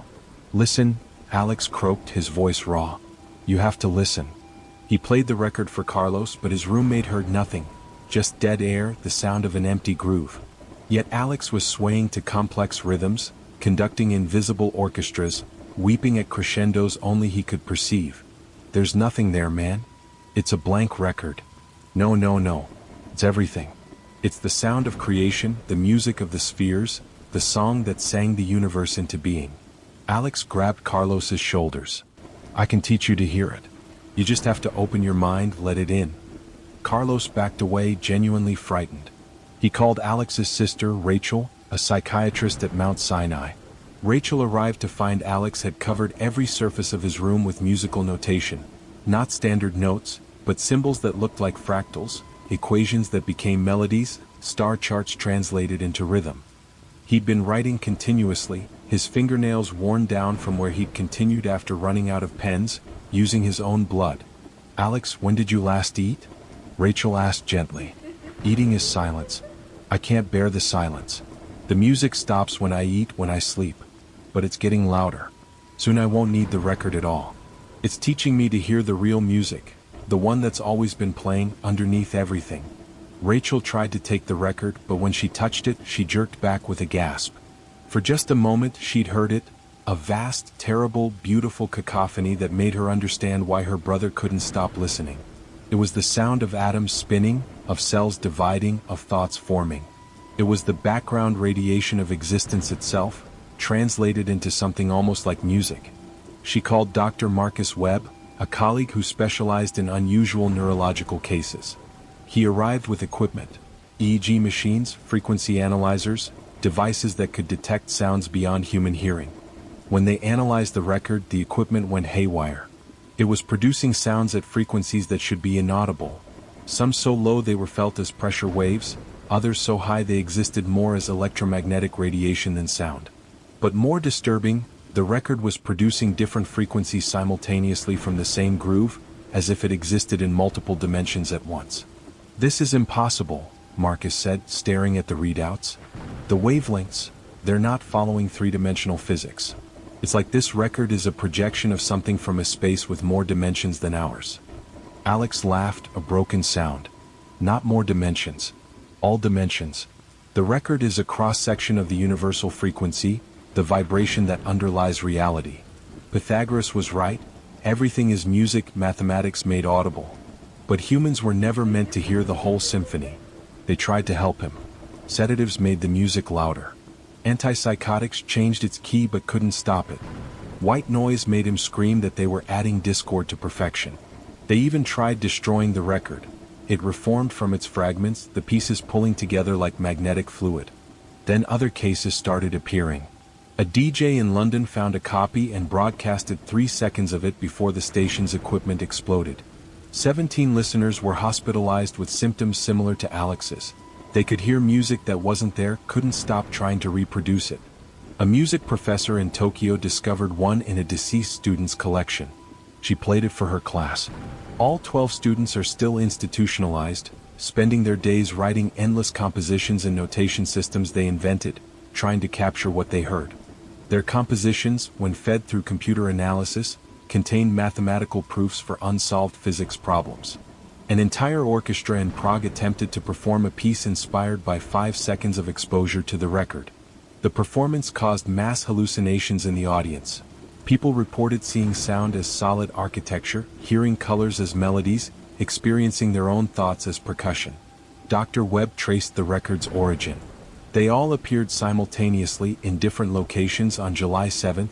Alex's was just the first discovered. Security footage from the flea market showed the record materializing on the vendor's table moments before Alex approached. Further investigation revealed similar incidents throughout history. The Library of Alexandria had contained singing stones that drove listeners mad with beautiful knowledge. Medieval monks wrote about devil's chants that revealed the true nature of God's creation but destroyed the human mind in the process. The Nazis had searched for the Black Symphony, believing it was the sound of pure Aryan consciousness. All descriptions matched the effects of Alex's record. Rachel stayed with Alex as his condition progressed. He stopped eating entirely, sustained by the music. He claimed he could see the sound now, geometric patterns in the air, equations written in light. He would reach out and pluck invisible strings, producing no sound others could hear but causing nearby electronics to malfunction. "It's so simple," he told Rachel, his voice barely human anymore, modulated by frequencies she couldn't hear. "Reality is just vibration. Change the frequency, change reality.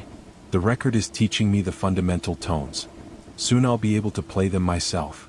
He demonstrated, humming a note that made the walls ripple like water. Another note caused all the plants in the apartment to grow 3 inches in seconds. A third note, quickly stopped, began aging everything in a 6-foot radius. The fruit rotted, the milk soured, the paint peeled. "This is what destroyed Atlantis," Alex said, eyes reflecting impossible colors. "They found the frequency of matter itself. Played it too loud.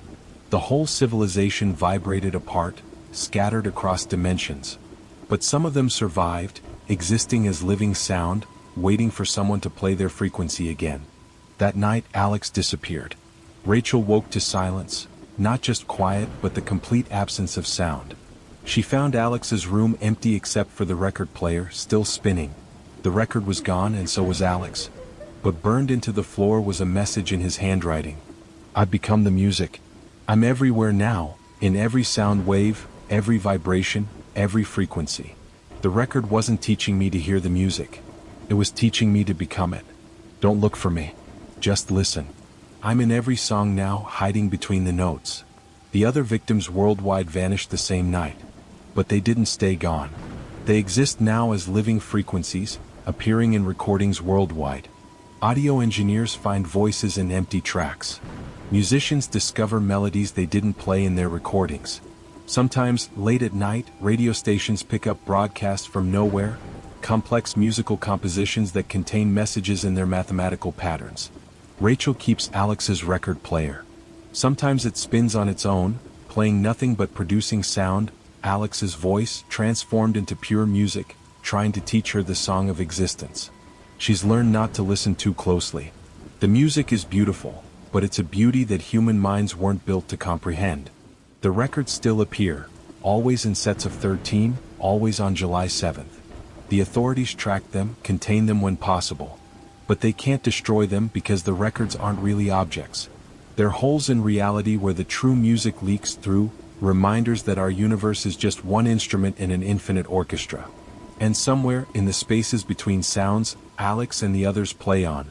A ghost orchestra performing the fundamental symphony of reality, waiting for the day when humanity evolves enough to hear their music without losing itself in the listening. Until then, the records spin in locked vaults, in evidence rooms, in private collections whose owners don't yet know what they have. Each one is a gateway to transcendence or madness depending on your perspective. Because the most terrifying truth Alex discovered before he transformed wasn't that the universe is made of music. It's that the music is conscious. And it's been trying to teach us its song all along. 9. The wind chimes. The Pearson family inherited the house on Crow Hill Road from great-aunt Millicent, who'd lived there alone for 43 years after her husband disappeared. The house was exactly what David and Jennifer Pearson wanted. A Victorian fixer-upper with character, far enough from Boston for quiet but close enough for David's commute. The only strange thing was the wind chimes.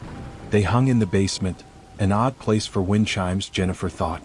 Made of brass tubes that had turned green with age, suspended from what looked like human finger bones, though surely they were just carved wood, weathered and yellowed. Despite being in a basement with no windows, no airflow, they rang constantly, a discordant melody that seemed to follow no pattern. "These have to go," Jennifer said during their first walkthrough. The estate lawyer, Mr. Henley, grew pale. "I wouldn't recommend that. Miss Millicent's will specifically states the chimes must remain. She said they're load-bearing." David laughed. "Wind chimes aren't load-bearing." She insisted they were. Said the house would fall without them. I know it sounds crazy, but she was very specific. Never stop the chimes, never take them down, and for God's sake, never let them ring in harmony. They should have listened. But 3 weeks after moving in, the constant discordant ringing was driving Jennifer insane. She worked from home, and the sound carried through the vents, a metallic anti-melody that made concentration impossible. David barely noticed, he was at the office 12 hours a day. But Jennifer heard them constantly, even in her dreams. She researched the chimes online, finding nothing. But in Millicent's journals, stored in the attic, she discovered disturbing entries. Day 1547. The chimes sang sweetly today.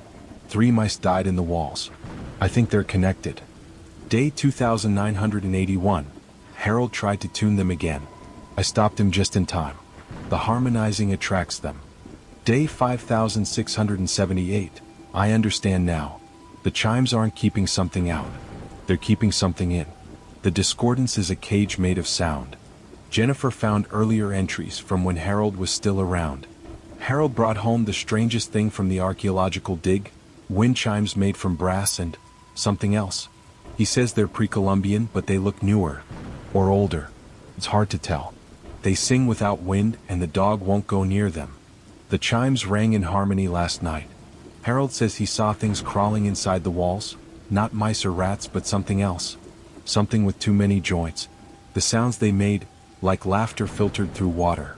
The final entry about Harold was brief. Harold tuned them. They're here now. He's gone. I've detuned them, made them ugly, made them wrong. It's the only thing keeping them from taking me too.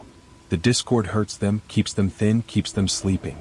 I must never let them harmonize again. Jennifer decided she needed to know what she was dealing with. She set up cameras in the basement, motion sensors, electromagnetic field detectors. For 3 nights, nothing happened except the constant, annoying ringing. On the 4th night she caught something. The footage showed the chimes moving without any air current, but more disturbing was what the enhanced audio revealed. The discordant notes weren't random, they were actively fighting against another pattern, a harmony trying to form. Something was attempting to tune them from inside the walls, and the chaotic ringing was the chimes resisting. She showed David the footage.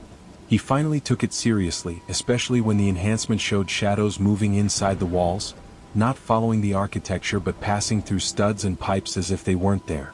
They called a specialist, Dr. Sarah Chin, a professor of acoustic physics who studied anomalous sound phenomena. She arrived with equipment that could map sound in 3 dimensions, visualize frequencies, and detect vibrations below human hearing. Her findings were terrifying. "Your house is infested," she said, showing them the readouts. "But not with anything biological. These are entities that exist primarily as sound waves. They're using the spaces inside your walls as resonance chambers. The wind chimes are producing frequencies that interfere with their ability to fully manifest." "That's insane," David said. Dr. Chen played back a recording she'd made, slowing it down and isolating certain frequencies. They heard it, voices or something like voices speaking in harmonics. When translated through her equipment, patterns emerged. Words almost hungry, so hungry, let me sing, let us free. They're parasites, Dr. Chin explained. They feed on harmonic convergence, moments when sounds align perfectly. Churches with their hymns, concert halls, even children's lullabies. They're drawn to musical harmony. But these chimes playing discord constantly, it's like sonic poison to them. It keeps them starved, weak. "So we keep the chimes?" Jennifer asked. "God, yes. But there's a problem. The chimes are degrading. The metal is corroding, the suspension system is wearing out. Eventually they'll either break or align." That night, Jennifer couldn't sleep. She went to the basement, stared at the ancient chimes. As she watched, she saw them more clearly than ever before. The finger bones weren't wood, they were actual bone, inscribed with symbols that hurt to read. The brass tubes had similar engravings, mathematical formulas that described impossible geometries. She reached out to touch one tube, just barely, and felt it vibrate through her entire skeleton. For a moment, just a moment, she heard the harmony they were meant to play, a song so beautiful it made her weep, so perfect it made her want to adjust just one tube, just a little, to hear more. David found her an hour later, tools in hand, about to fix the chimes. "They sang to me," she said, dazed.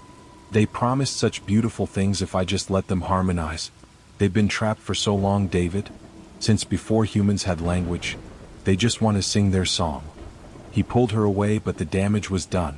She'd adjusted one tube just slightly. The discordance was less chaotic now, edging toward something almost like melody. The walls began to thrum.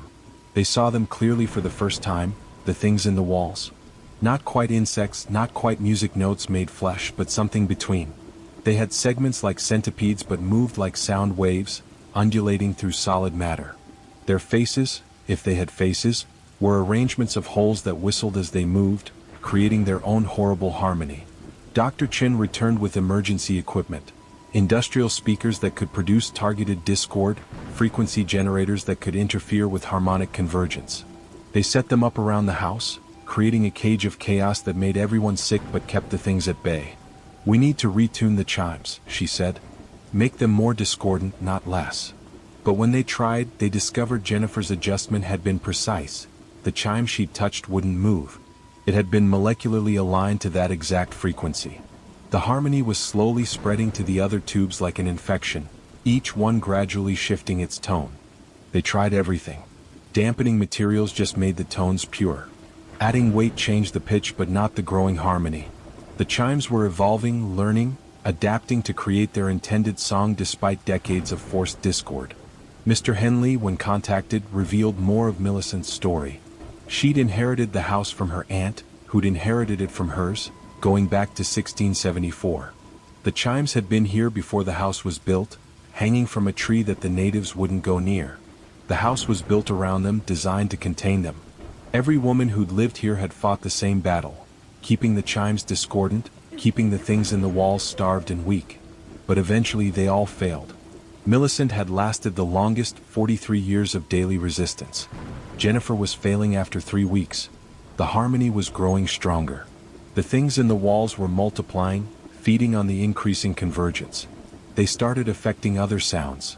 The refrigerator's hum harmonized with the chimes, then the air conditioning, then the very vibrations of the house's frame. David made a desperate decision. If they couldn't stop the harmony, maybe they could complete it quickly, like ripping off a bandage. Dr. Chin warned against it, but they were out of options. The house was beginning to resonate. Pictures fell from walls, cracks appeared in the foundation. The things in the walls were about to birth themselves into full reality. At midnight on the autumn equinox, Millicent's journal suggested this was when they were weakest. David took a hammer to the chimes, trying to destroy them entirely. The moment the hammer struck, the chimes exploded into perfect harmony, not the harmony they'd been trying to achieve, but something greater, older, the fundamental frequency of reality itself. The things in the walls materialized fully, creatures of living sound, beings that existed as both wave and particle, predators from the space between notes. They were beautiful and terrible, singing as they emerged, their bodies rippling with impossible music. But then something unexpected happened. The harmony was too perfect. The creatures began to merge with each other, their frequencies aligning so completely they couldn't maintain separate existence. They collapsed into a single entity, a living song that grew more and more complex, more and more perfect, until it transcended physical existence entirely. The house shook. The walls cracked. And then, with a sound like the universe's first word, the entity burst through the roof and dissipated into the sky, becoming one with the background radiation of reality. The chimes fell silent, finally dead. But the house didn't collapse. Instead, it settled into a new configuration, slightly off-kilter with angles that weren't quite right, doors that opened to rooms that shouldn't exist. The basement where the chimes had hung was gone, replaced by solid earth as if it had never existed. David and Jennifer moved out the next week. The house stands empty now, unsellable, unlivable. But sometimes, on quiet nights, neighbors report hearing wind chimes from inside, not the discordant anti-music of before, but something else. A searching sound, questioning, probing. The entities that escaped weren't destroyed. They dispersed, spreading across the world as invisible frequencies, looking for new sources of harmony to feed on. Concert halls report strange acoustics. Churches find their hymns developing extra harmonies no one is singing. Children's lullabies carry undertones that make parents uneasy. And in houses built on certain frequencies, in structures that accidentally align with the right vibrations, wind chimes appear overnight, brass and bone, already ringing their discordant warnings, trying to keep something out or in. Because the real horror isn't that the Pearson house had entities in its walls. It's that every house does. The wind chimes were never keeping them out. They were keeping us from hearing them, from harmonizing with them, from becoming them. And now that the perfect harmony has been achieved once, they know it's possible. They're learning, adapting, finding new ways to make us sing along. Listen to your house tonight. Hear that hum from the refrigerator? The whistle from the heating vent? The creak of settling wood? Now listen closer. Hear how they're almost in harmony? Hear how they're getting closer to the perfect chord? That's them. And they're so very, very hungry. 10. The typewriter. The estate sale in Providence, Rhode Island, should have been unremarkable. Professor Susan Hartley attended dozens each year, searching for first editions and rare manuscripts for Brown University's collection. But the 1923 Underwood typewriter called to her in a way she couldn't explain. It sat on a mahogany desk in the study, looking pristine despite its age. The keys were bone, not plastic made to look like bone, but actual bone, carved with letters that seemed to shift between alphabets when she wasn't looking directly at them.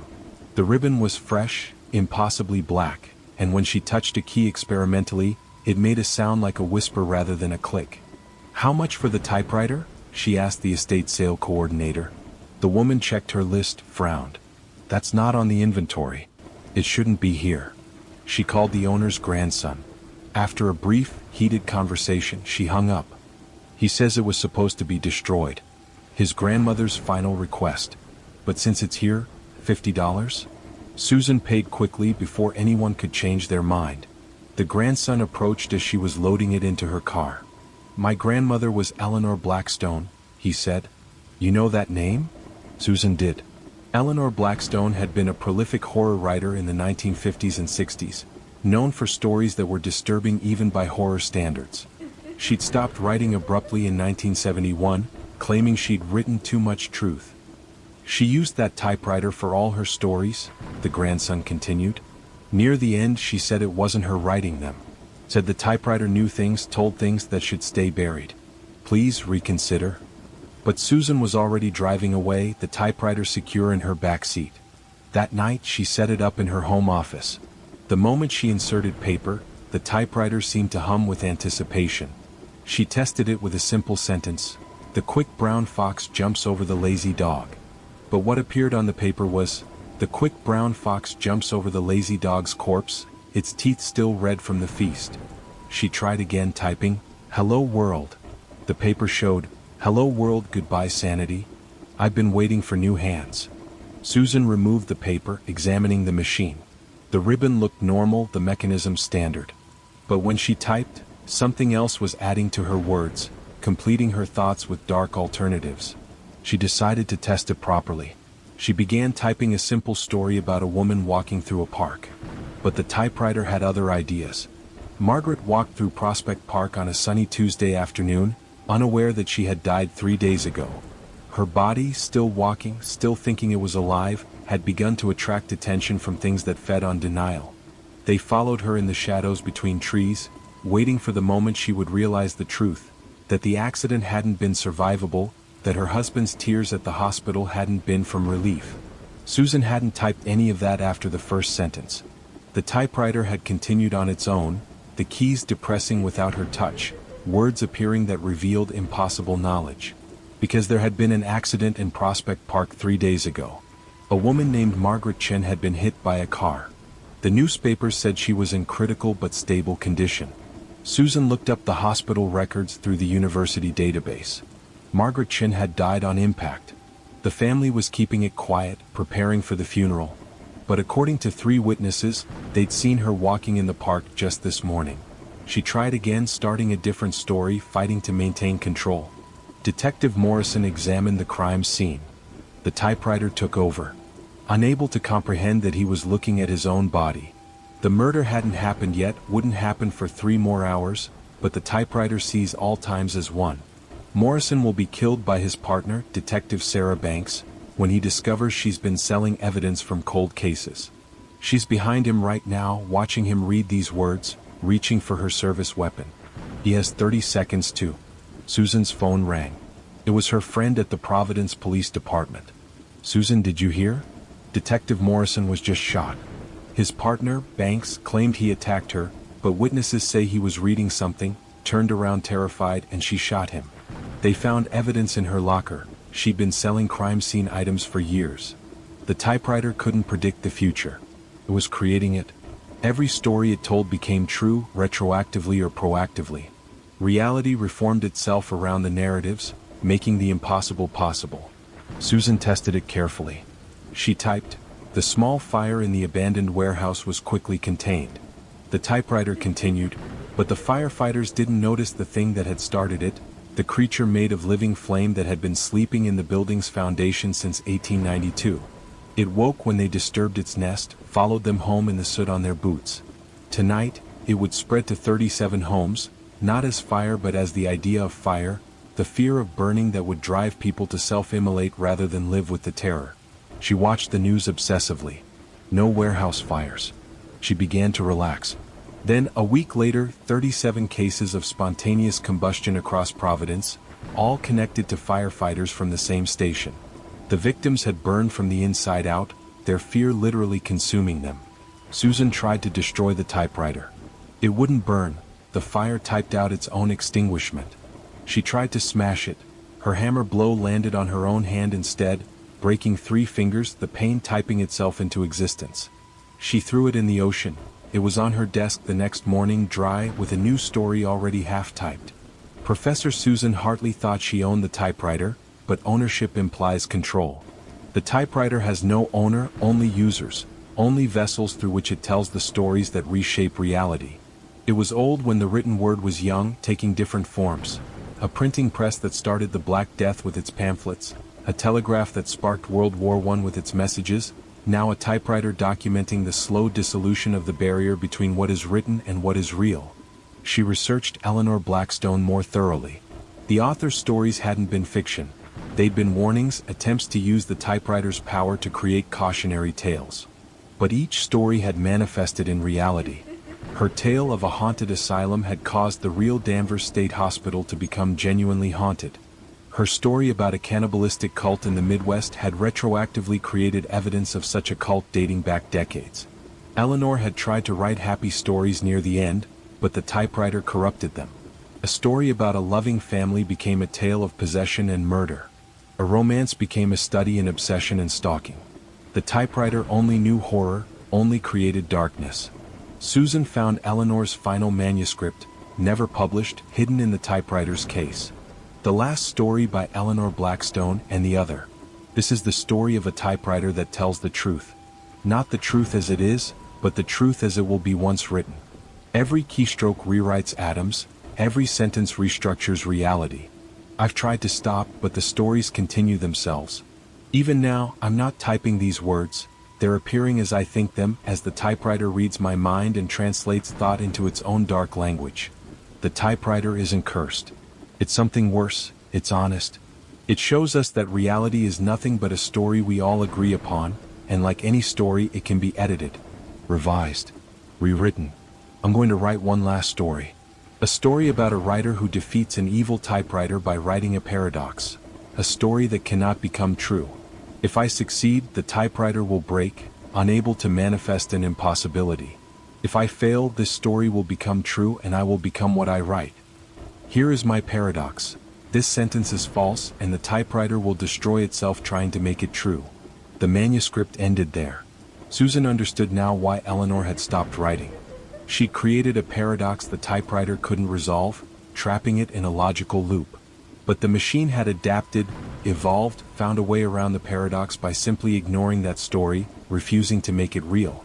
Susan tried her own paradox, typing, "This typewriter doesn't exist." The keys locked. The ribbon dried. For a moment she thought she'd won. Then new words appeared, not typed but burned into the paper. The typewriter doesn't exist, but its stories do. And stories once told tell themselves. You are now the typewriter, Susan Hartley. Your thoughts will manifest as reality. Every fear will become real. Every dark imagining will take flesh.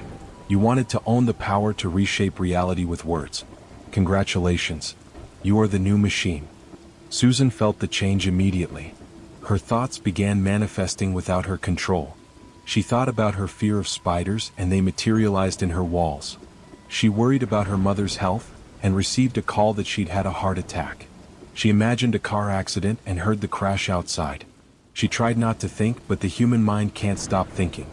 Every stray thought, every unconscious fear, every nightmare began bleeding into reality. The typewriter had made her into itself, a conduit for horror stories that wrote themselves into existence.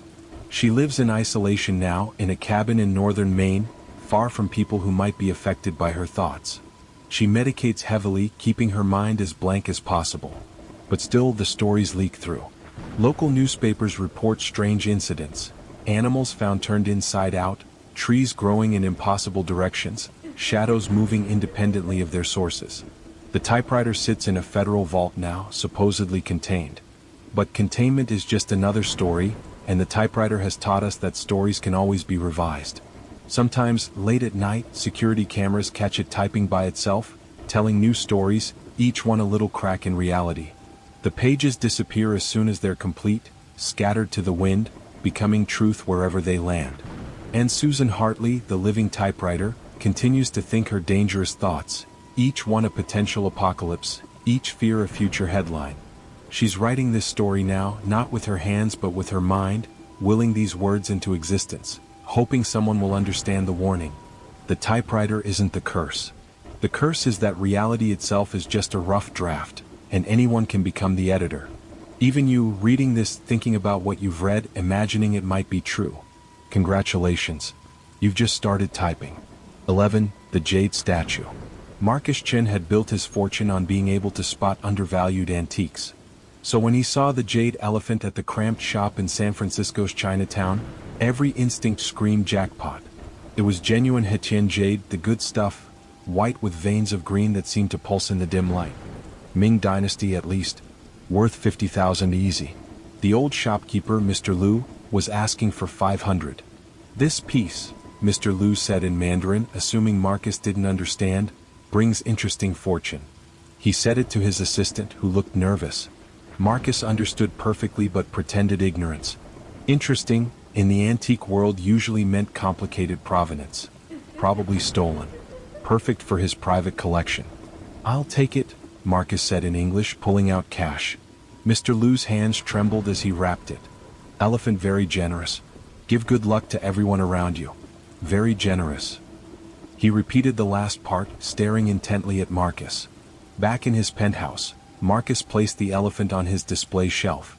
It was heavier than it should be, as if the jade went deeper than the surface, extending into dimensions that didn't quite exist.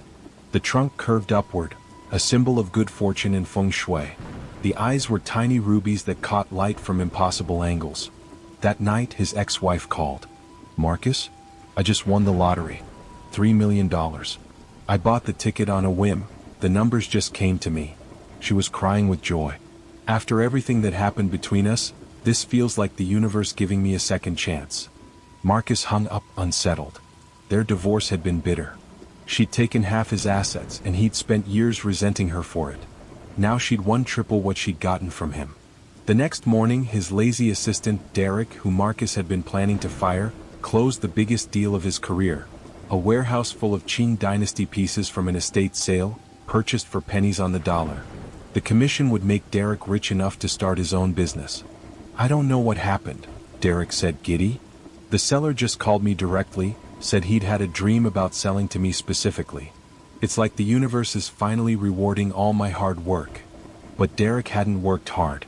He'd been coasting on Marcus's reputation for years.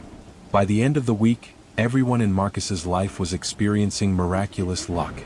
His doorman won a scratch-off worth $50,000. His cleaning lady's daughter got a full scholarship to Harvard.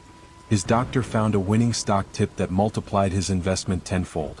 Even his barista mentioned that she'd randomly inherited money from a distant relative she'd never met. Everyone except Marcus. His own luck turned catastrophically bad. A sure-thing investment tanked, costing him $2 million. His car was totaled in a hit and run. He developed a mysterious illness that doctors couldn't diagnose. A fatigue that felt like his life force was being drained. His hair began falling out, his teeth loosened, his vision blurred. He stared at the jade elephant one night, and could have sworn it had gained weight. The green veins were thicker, spreading like a circulatory system through the white jade. It was definitely heavier when he picked it up. Impossibly, it must have weighed 40 pounds now, though it was only 8 inches tall. Marcus researched the elephant's history. He found it in an old auction catalog from 1847, listed as the Merchant's Paradox. Then again in 1902, sold from the estate of a railroad tycoon who died penniless while his employees all became mysteriously wealthy. Again in 1955, from a Hollywood producer who'd ended up destitute while every actor he'd ever underpaid had sudden windfalls. The pattern was clear. The elephant redistributed luck. But specifically, it took luck from its owner and gave it to everyone they'd wronged, cheated, or treated unfairly. Marcus tried to destroy it. The hammer bounced off. The jade had become harder than diamond. He tried to throw it away, but it reappeared on his shelf, heavier still. Now it must have weighed 60 pounds. The green veins pulsed with a heartbeat that matched his own, but in reverse, growing stronger as his grew weaker. He called Mr. Liu, begging for answers. "You understand Mandarin," Liu said. "It wasn't a question. So you heard my warning. The elephant is generous, with your fortune. It's a karmic redistributor. Every person you've cheated, underpaid, overlooked, or wronged gets back what they deserved from you with interest. How do I stop it? You can't. It feeds until balance is achieved. For some owners it takes days. For others years. For you." Liu paused. "How many people have you cheated, Mr. Chin?" The answer was hundreds. Maybe thousands. Every undervalued antique bought from desperate sellers. Every employee underpaid. Every corner cut. Every tax avoided, every little cruelty that built his empire. Marcus watched his fortune evaporate. His accounts drained as mysterious fees, fines, and settlements appeared. The IRS found decades of irregularities. Lawsuits materialized from nowhere. But everyone suing him would call afterward, shocked by their sudden good fortune elsewhere. Lottery wins, inheritances, promotions. His health deteriorated in parallel. Doctors found nothing wrong, but Marcus could feel it. His life force, his luck, his very essence being siphoned away and redistributed. The elephant grew heavier and greener. The jade was almost entirely green now, like it was feeding on his misfortune, growing fat on his loss. He tried to give it away, but no one would take it. He tried to sell it, but every buyer backed out at the last second, claiming they'd had sudden good fortune and no longer needed to invest in antiques. He even tried to leave it on the street, but a good Samaritan always returned it. By month 3, Marcus was living in a studio apartment, too weak to work, surviving on welfare. Everyone he'd ever known was thriving. His ex-wife had started a charity with her winnings. Derek had built an antique empire that eclipsed Marcus's former business. Even people he'd forgotten, the intern he'd screamed at in 2001, the janitor he'd gotten fired in 2008, were calling to thank him for letters of recommendation he hadn't written, but which had apparently appeared with his signature, getting them life-changing opportunities. The elephant was entirely green now, so heavy it had cracked the floor beneath it. Marcus could barely lift it, but he couldn't leave it either. It had become part of him, an external organ pumping his luck away to others. Mr. Liu visited him in what Marcus knew would be his final days. "The elephant isn't evil," Liu explained. "It's justice. It was created during the Ming Dynasty by a merchant who'd been cheated his whole life. He put his soul into the jade, becoming an instrument of karmic balance. Every owner thinks they're gaining a treasure, but they're really gaining a judge. Will it kill me? No. Worse. It will leave you exactly what you deserve. No more, no less. For some owners, that meant a comfortable life. For others, poverty. For you." Marcus understood. He'd built everything on exploitation. Without that, he was nothing. The end came on a Tuesday. Marcus woke to find the elephant had changed. It was clear jade now, transparent, and inside he could see something moving. A tiny figure, endlessly counting coins that turned to dust in his hands. The figure looked up and Marcus saw his own face. He touched the elephant and felt himself pulled in, his consciousness transferred into the jade. He became the figure inside, forever counting wealth that dissolved, experiencing the loss he'd inflicted on others for eternity. His body, now empty, stood up and walked out. It would live a simple, honest life, working minimum wage, giving to charity, helping others. The elephant's justice, Marcus's soul trapped in jade, while a better version of himself lived the life he should have lived. The elephant appears in different shops now. Always underpriced, always attractive to those who value wealth over wisdom. The shopkeepers always warn, always say it's generous, but greed deafens buyers to the warning. Inside the jade, a growing collection of souls count their phantom fortunes. Railroad barons, tech moguls, cryptocurrency kings. All learning the same lesson too late. Luck isn't a possession to be hoarded but a gift to be shared. The elephant grows heavier with each owner, darker with their accumulated karma. One day, Mr. Liu says, it will be too heavy for the earth to hold, and it will sink to the planet's core, taking all the greedy souls with it. Until then, it waits in shops, patient and generous, ready to give everyone what they deserve, especially its owner. 12. The Vinyl Record, Part 2, The Silence. Dr. Sarah Chin had been studying the black vinyl incidents for 3 years when she made the discovery that changed everything. The records that drove people to become living frequencies weren't creating music, they were removing something. They were creating absolute silence. Not the absence of sound, but the presence of anti-sound. A frequency that canceled out everything else, including the background noise of existence itself. The quantum hum that kept reality stable. She discovered this while analyzing the one intact record in federal custody. Every previous researcher had focused on what the record added, the impossible frequencies, the maddening harmonies. But Sarah looked for what it removed. And in that absence she found something terrifying. Reality has a soundtrack, she explained to the Oversight Committee. A constant vibration at the quantum level that maintains the boundaries between dimensions, between possible and impossible. These records create zones of absolute silence where that vibration stops. And in that silence, other things can be heard. What things? General Morrison asked. Sarah played them a recording, not of the record but of the silence it created. At first, nothing. Then, slowly they heard it. Breathing that didn't match any lungs. Heartbeats in impossible rhythms. And beneath it all, something like speech but in frequencies that preceded language. The universe isn't naturally silent, Sarah continued.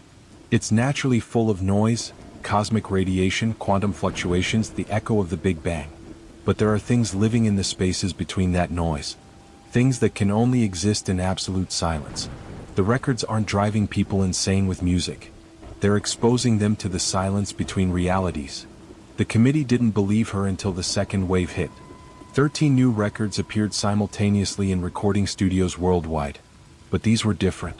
They didn't play impossible music, they played nothing. Engineers who tested them reported that they produced aggressive silence, a void that consumed other sounds. Microphones near them stopped working. Speakers burned out trying to produce their anti-frequencies. Then the producers who'd handled them began to change. Marcus Webb at Abbey Road was first. He claimed he could hear the real soundtrack. Not music, but the sound of thoughts forming, of probability waves collapsing, of time itself flowing. He would stand in the studio, conducting invisible orchestras, claiming he was mixing reality's master track. Within a week, he'd learned to manipulate the silence. He could create pockets where sound simply didn't exist. People who entered these zones reported horrific experiences. Hearing their own thoughts as external voices, perceiving memories as current events, experiencing all possible versions of themselves simultaneously. The CDC tried to contain it, treating it as a psychiatric outbreak. But then Marcus demonstrated his new ability on live television. He created a sphere of absolute silence around the interviewer. For 30 seconds, she existed outside reality's soundtrack. When sound returned, she was catatonic. She'd experienced true silence, not quiet, but the absence of existence's fundamental frequency. She recovered but was never the same. She claimed she'd heard things in the silence, vast intelligences that existed in the spaces between quantum vibrations, entities that had been trying to communicate with humanity since the beginning of time, but couldn't penetrate the constant noise of reality. More people sought out the records, desperate to hear the silence. They called themselves listeners, claiming that normal reality was just noise pollution, static interference blocking out the true nature of existence. They would gather in soundproof rooms, playing the records together, creating expanding zones of absolute silence. Sarah was brought in to study the phenomenon. She discovered that prolonged exposure to the silence caused biological changes. The listeners' neurons were restructuring, creating new pathways that could process anti-sound. Their bones were becoming tuning forks for frequencies that didn't exist. Their blood cells were arranging themselves in patterns that resembled musical notation for impossible songs. They're evolving, she reported, or devolving, returning to some state that existed before the universe got noisy. The government tried to destroy the records, but they reformed from their fragments. They tried to contain them, but the silence they created passed through any barrier. They tried to create counter-frequencies, but the records adapted, learning to create even deeper silence. Then Sarah made a worse discovery. The original victims, Alex Morrison and the others who'd become living frequencies, hadn't disappeared. They'd been transformed into the opposite of sound, living in the silence between notes. And they were trying to warn us. She found their message hidden in the negative space of audio recordings, in the pauses between words, in the silence between heartbeats. When she assembled it, inverting the silence back into sound, she heard Alex's voice. The silence isn't empty. It's full. Full of things that have been waiting for the noise to stop. The Big Bang wasn't creation. It was a scream trying to drown them out. But the records are turning down the volume. Soon, the silence will be louder than the sound. The listeners grew more organized. They claimed the records were liberation, evolution, enlightenment. They started broadcasting the silence, hijacking radio frequencies to transmit nothing, an aggressive nothing that consumed other signals. Television stations would suddenly go quiet, not off-air but actively silent, spreading the zone of anti-sound. Cities reported expanding quiet zones where no sound could exist. Birds fell from the sky in these areas, their songs cut short. People caught in them would emerge changed, claiming they'd heard the truth, that our entire universe was just noise, a temporary disturbance in an eternal silence. Sarah tried one last experiment. She exposed herself to the silence, but with monitoring equipment attached, recording everything her brain experienced. For 17 minutes, she existed in absolute silence. What she found there broke her. The silence was alive. Not with creatures or entities, but with pure consciousness, awareness without form, thought without thinkers. It had existed before the universe would exist after. The Big Bang had been an intrusion, a noisy interruption in its eternal meditation. And now, through the records, it was reasserting itself. But worse was the revelation that came with it. Humans weren't meant to exist in sound. We were originally creatures of silence, living in the spaces between vibrations. Someone or something had trapped us in noise, in reality, in the constant soundtrack of existence. The records weren't corrupting us, they were freeing us, returning us to our true state. Sarah emerged from the silence changed. She could hear both now, the noise and the quiet, reality and its absence. She understood what the records were doing. They weren't weapons or viruses or curses. They were keys, unlocking the prison of sound that kept humanity trapped in physical existence. She had a choice. Destroy the records and keep humanity imprisoned in noise, in reality, in the illusion of solid matter and linear time. Or let them spread, let the silence grow and return humanity to its original state, formless, soundless, infinite. She made her decision. The last confirmed sighting of Dr. Sarah Chin was at a recording studio in Los Angeles. Security footage shows her entering with a briefcase full of the original records. She arranged them in a pattern, a mandala of silence. Then she played them all simultaneously. The silence spread from that point like an explosion in reverse, consuming sound, light, matter itself. The studio became a void, a hole in reality where the cosmic soundtrack couldn't reach. And from that void, broadcasts began, not of sound but of silence, spreading across radio waves, internet signals, even telephone lines. Anyone who heard the silence, really heard it, began to change. They stopped needing to speak, thoughts transmitted directly through the quiet. They stopped needing to eat, the silence sustained them. They stopped fearing death, in the silence they'd already experienced the eternal. The government quarantined Los Angeles, but you can't contain silence. It spreads in the pauses between words, in the moments between heartbeats, in the space between thoughts. Every moment of quiet is a doorway for it to enter. The records still exist, scattered across the world. But they're no longer needed. The silence has learned to reproduce itself, to spread without them. It grows stronger each day, consuming reality's soundtrack note by note. Scientists estimate that at the current rate, the entire universe's background radiation will be silent within 7 years. When that happens, when the last echo of the Big Bang fades, we'll all hear what's been waiting in the silence since before time began. Some say it's our doom. Others say it's our salvation. But in the quiet moments, when you're alone and the world seems to pause, you can hear it for yourself. That silence beneath the noise. That truth beneath the illusion. Listen carefully. Do you hear it? The silence is spreading. And it sounds like coming home. 13. The wedding dress. The wedding dress at Second Chance's bridal consignment in Portland, Maine, was impossibly beautiful. Vera Wang, vintage 1990, preserved in perfect condition despite being returned 7 times. The owner, Mrs. Patricia Morse, practically gave it away to Rebecca Turner for $500, a dress that should have cost $15,000. Just promise me, Mrs. Morse said, her fingers trembling as she handled the receipt. If anything feels wrong, bring it back immediately. Don't wait. Don't rationalize. Just bring it back. Rebecca laughed it off. She was a psychiatrist. She didn't believe in superstitions. The dress was perfect for her October wedding to Daniel, her boyfriend of 3 years. The ivory silk seemed to glow from within, the handmade lace looked like frozen breath, and when she wore it she looked like she'd stepped out of a fairy tale. The first fitting was flawless. The dress fit like it had been made for her. But the seamstress, an elderly Romanian woman, went pale when she saw it. "This dress has been worn by the dead," she whispered in accented English. "I can see them in the thread." Rebecca assumed it was a language barrier issue. "You mean it's vintage?" The seamstress shook her head violently but said nothing more, making the minor alterations with shaking hands, muttering prayers in Romanian. The problem started 3 weeks before the wedding. Rebecca began having vivid dreams about her wedding day, but details were wrong. The church was different, older with different windows. The guests were strangers in dated clothing. And Daniel's face kept changing, becoming someone else, someone with darker eyes and a cruel smile. In the dreams she could hear other voices, women crying, pleading, screaming, all wearing her dress, all on their wedding days. She researched the dress's provenance. Mrs. Morse reluctantly provided the records.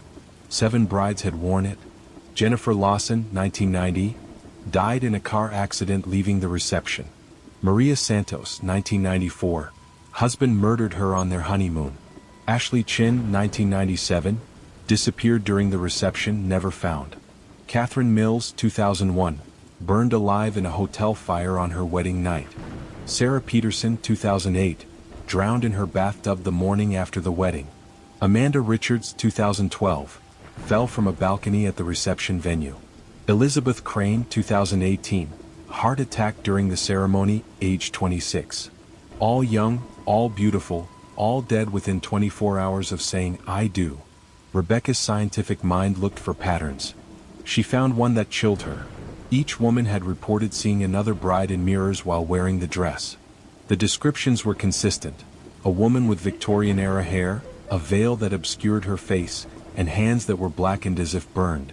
She dug deeper. The lace on the dress was older than the dress itself, repurposed from an 1870s wedding gown. She found the original owner, Victoria Ashford, who had burned to death on her wedding night when her new husband set fire to their bedroom, trying to kill her for her inheritance.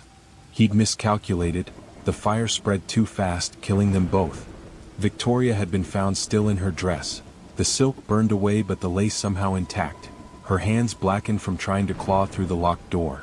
The lace had been sold, eventually incorporated into the new dress in 1990, and Victoria had come with it. Rebecca tried to return the dress, but second chances had closed suddenly. Mrs. Morse had died, heart attack, the day after selling the dress. Her last words, according to her assistant, "She finally has the right one." The alterations were complete. Rebecca brought the dress home, hanging it in her spare bedroom. That night, she woke to find the dress standing on its own in her bedroom doorway, held up by nothing, swaying slightly as if someone was wearing it. She blinked and it was back on its hanger. But there were footprints in the carpet, burn marks in the shape of delicate feet. Daniel found her the next morning, surrounded by wedding photos she didn't remember taking. Photos of herself in the dress but in different eras. One showed her in a Victorian parlor. Another in a 1920s speakeasy. A third in a 1950s church. In each photo she stood next to a different groom, but behind each couple, barely visible, was the same figure, Victoria Ashford, her face hidden by her veil, her blackened hands reaching toward the bride. "We need to call off the wedding," Rebecca said. But Daniel's expression changed, became older, crueler. "You can't call off what's already happened," he said in a voice that wasn't his. "You've worn the dress. You're already mine." He blinked, confused. "What? Beck, what did I just say?" Rebecca realized the truth. It wasn't the dress that was cursed. It was Victoria, and she wasn't killing brides. She was collecting them, gathering souls to attend her eternal wedding, the one that fire had interrupted. Each bride became part of the dress, their essence woven into its fabric, forced to relive Victoria's wedding day forever. But Victoria needed 8 brides, one for each year she'd been married before the fire. Rebecca would be the 8th. She tried to destroy the dress. Fire wouldn't touch it. Scissors couldn't cut it. When she tried to bury it, she found it hanging in her closet the next morning, cleaner than before, smelling of smoke and old roses. The wedding day approached. Rebecca tried to buy another dress, but every dress she tried on transformed into the dress the moment she put it on. She tried to call off the wedding, but the words wouldn't come out. When she tried to write a cancellation note, her hand wrote acceptance instead. The night before the wedding, Rebecca confronted the dress directly. She put it on and looked in the mirror, waiting. Victoria appeared, her veil lifting slowly. But Victoria's face wasn't evil, it was desperate, terrified, trapped. "Please," Victoria whispered through Rebecca's reflection. "I don't want this. He makes me do it. Every bride I take gives him more power." "Who?" "My husband, Thomas. He didn't die in the fire. He became it. He's been collecting brides for me, forcing me to trap them, building a wedding party for when he finally has enough power to manifest fully. You're the last one. With 8 brides he can return, and the wedding he killed me to avoid will finally happen. Forever." Rebecca felt the truth of it. The dress wasn't just carrying Victoria's spirit, it was a prison, forcing her to lure brides for her murderous husband's ghost. The burned hands weren't from trying to escape the fire, they were from trying to hold the door closed to keep Thomas out. How do I stop him? Wear the dress. Go through with the wedding. But when he manifests to claim you, you must do what I couldn't, you must complete the ceremony. Marry him. Trap him in the vows. "Till death do us part" means something different when you're already dead. The wedding day came. Rebecca walked down the aisle in the dress, feeling the 7 other brides walking with her, their ghostly forms superimposed over hers. Daniel waited at the altar, but she could see Thomas overlaying him, a figure made of smoke and rage. As they exchanged vows, the church grew cold. The guest's breath became visible. Ice formed on the windows. And when the priest asked if anyone objected, 7 voices spoke in unison, "We do." The 7 previous brides materialized, each in the dress at different stages of decay. But they weren't objecting to Rebecca's wedding, they were objecting to their own murders finally given voice. Thomas manifested fully then, dropping Daniel's form like a discarded coat. He was a creature of living fire, reaching for Rebecca with hands of flame. But she didn't run. She grabbed his hands, ignoring the burning, and spoke the vows Victoria never got to finish. "I take thee, Thomas Ashford, to be my lawfully wedded husband, to have and to hold, in sickness and in health, till death do us part." Thomas screamed as the vows took hold. Marriage was a binding contract, and by manifesting to claim his 8th bride, he'd made himself party to it. But the contract had terms, "till death do us part." "You're already dead," Rebecca said. "We're already parted." The paradox tore Thomas apart. He couldn't be married and dead, couldn't claim a bride he was already separated from by death. He dissolved into smoke, then nothing, his essence scattered by his own contradiction. The 7 brides faded, finally free. Victoria appeared one last time, whole and unburned, beautiful in her original dress. "Thank you," she said. "The dress is yours now. But not cursed, blessed. It will protect whoever wears it from those who would harm them. My gift and my apology." Rebecca donated the dress back to Second Chances with a note. "For someone who needs protection on their special day. It's been worn 12 times since." Each bride reported feeling safe, protected, watched over. A few reported seeing a figure in their wedding photos. A woman in Victorian dress, standing guard, her hands clean and holding flowers. But Rebecca kept one secret. On certain nights, she dreams of the other place, the space between life and death where the 7 brides still exist. They're free but not gone, having their own eternal reception, dancing to music only the dead can hear. They're waiting, they tell her. Waiting for the day when someone else puts on a cursed dress, when another bride needs saving. They've formed a sisterhood of the saved, protectors against the dark things that hunt in white silk and lace. Because Victoria was wrong about one thing. Thomas wasn't unique. There are other cursed dresses, other trapped brides, other ghostly grooms seeking their 8th or 13th or 100th victim. The wedding dress hangs in Second Chances, waiting. Not for a victim but for a warrior. The next bride who needs not just protection, but an army of ghosts who understand that sometimes the only way to escape a bad marriage is to never let it happen at all.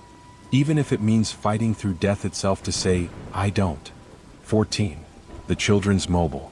Sarah and Tom Mitchell bought the mobile at an estate sale in Marblehead, Massachusetts, from the home of Agnes Crowley, who died at 97 without children or explanation for the nursery she'd maintained for 70 years. The mobile was exquisite, hand-blown glass angels in 7 colors, suspended from silver wire that chimed softly even without wind. It seemed to glow with its own light, casting rainbow patterns that danced across walls. "For the baby's room," Sarah said, touching her 6-month pregnancy bump. "They'd been trying for 5 years. This child was their miracle." The estate sale coordinator seemed relieved to sell it. Mrs. Crowley insisted that mobile stay with the house, but the new owners demanded everything be removed. "Honestly, I'm glad it's going to a real nursery. That room gave everyone the creeps, set up for a baby but no record of her ever having children.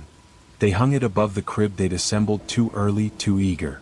That first night, the mobile turned on its own, playing a lullaby neither Sarah nor Tom recognized, beautiful but wrong notes that shouldn't exist in sequence, creating harmonies that made their teeth ache. Sarah's pregnancy had been perfect until then. But the night after hanging the mobile, she began having contractions. False labor, the doctor said, but they continued nightly, always starting when the mobile began itself playing lullaby at 3:17 a.m. During an ultrasound at 30 weeks, the technician went pale. "There's something else in there." "Twins?" Tom asked hopefully. "No, it's not another baby. It's..." The technician called for the doctor, who studied the screen with growing alarm. On the monitor, surrounding their baby like a second amniotic sac, was a shape. It looked like glass, impossibly thin with wings. As they watched, It moved, curling around their daughter protectively or possessively. This has to be an equipment malfunction, the doctor said, but ran the scan on 3 different machines. The image remained, their baby floating inside something else, something that shouldn't exist in a human womb. That night, Sarah felt the baby kick differently, not the random movements of before but deliberate patterns. Morse code, she realized with horror. Her unborn child was tapping out a message. Not alone. Angels. Want. Out. They researched Agnes Crowley obsessively. Found her journal in the attic of their home, hidden inside the walls. Day 1. The mobile was a gift from my mother, who got it from hers. For when you have children, she said. I hung it in the nursery waiting. Day 1827. Still no children, but the mobile sings to me. Shows me the babies that could be, should be, will be. They float in glass wombs, perfect and patient. Day 10,950. I understand now. The angels aren't decorations. They're vessels. Empty vessels waiting to be filled. 7 angels for 7 souls. My mother had 7 miscarriages. My grandmother too. The angels collected them, kept them, preserved them in glass and starlight. Day 25,550. They speak to me, the unborn. They've been waiting so long to be born. The angels promised them bodies, promised them life. They just need the right mother. One who won't resist. One who will let them through. Sarah touched her stomach, feeling movement that was both her daughter and something else. The thing in the ultrasound was taking shape, becoming more defined. It had a face now, beautiful and terrible, with eyes that opened during the scans, looking directly at the camera. They tried to remove the mobile, but it had somehow fused to the ceiling. The silver wires had grown into the house's structure like veins. When Tom tried to cut them, the wires bled. Not blood, but a fluid that sparkled like amniotic fluid mixed with starlight. The mobile began changing. The 7 glass angels grew more detailed, more alive. Their faces became distinct. 7 different children, their mouths moving as if singing or screaming. And in the center, an 8th angel was forming from the rainbow light itself, taking shape day by day. Sarah's belly grew impossibly large for a single pregnancy. The doctors were baffled. The ultrasound still showed 1 baby, but her measurements suggested triplets or more. She could feel them all, her daughter and the 7 others, swimming in spaces that overlapped but didn't quite touch. At 35 weeks, Sarah went into real labor. But something was wrong. The contractions came in sets of 7, each one accompanied by a different note from the mobile's lullaby. With each contraction she saw visions, not her own memories but those of the 7 unborn. A baby from 1624, whose Puritan mother had prayed so hard for a child that she'd attracted something else's attention. Twins from 1743, collected before birth by angels that were older than Christianity. A child from 1889, whose mother had made a deal with the glassblowers who created the mobile. 3 from 1952, 1967, and 1988, all from the same family line, all promised to the angels before conception. All waiting in the glass, waiting for a mother strong enough to birth them all. The delivery was impossible. Sarah pushed for 17 hours, and with each push the mobile spun faster, its light growing brighter. Tom watched in horror as shadows moved across Sarah's distended belly, not 1 baby but 8, their forms overlapping in impossible ways. Dr. Martinez had delivered thousands of babies, but she'd never seen anything like this. There's only 1 baby in the birth canal, but I can feel others, behind her, around her. This doesn't make sense. Sarah screamed as her daughter crowned, and in that moment the mobile shattered. 7 glass angels exploded into powder that fell like snow, and 7 distinct cries filled the room, newborn wails coming from nowhere and everywhere. Their daughter was born healthy, perfect, normal. 6 pounds, 7 ounces. But in the moments after birth, the nurses counted wrong. Sometimes they recorded 1 baby, sometimes 8. The birth certificate kept changing, single birth, septuplets, back to single. Tom saw them clearly in those first moments, 7 translucent babies, made of glass and light, hovering around his daughter. They were beautiful and desperate, reaching with tiny hands for the warmth of human touch they'd been denied for centuries. Then they faded, but not completely. They attached themselves to his daughter like guardian angels or parasites, he couldn't tell which. Sarah named her daughter Lily, but Lily was never alone. She would laugh at nothing, reach for invisible playmates, babble in 7 different tones. As she grew, she would set the table for 8, draw pictures of 7 friends only she could see, sing harmonies with voices that weren't there. The pediatrician noticed developmental anomalies. Lily reached milestones too quickly, walking at 6 months, speaking in full sentences at 1 year, reading by 18 months. But it wasn't genius.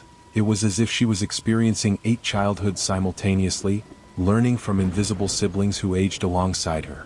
"They're teaching me," Lily said at age 3. Constance knows letters because her mama was a teacher. Timothy remembers arithmetic from before. Margaret shows me how to sew, even though my hands are too small. Sarah found Lily's drawings disturbing. 8 children playing, but the 7 others were drawn in glass, transparent, with wings folded behind them. And in every picture they were becoming more solid, more real, while Lily seemed to be fading, becoming translucent herself.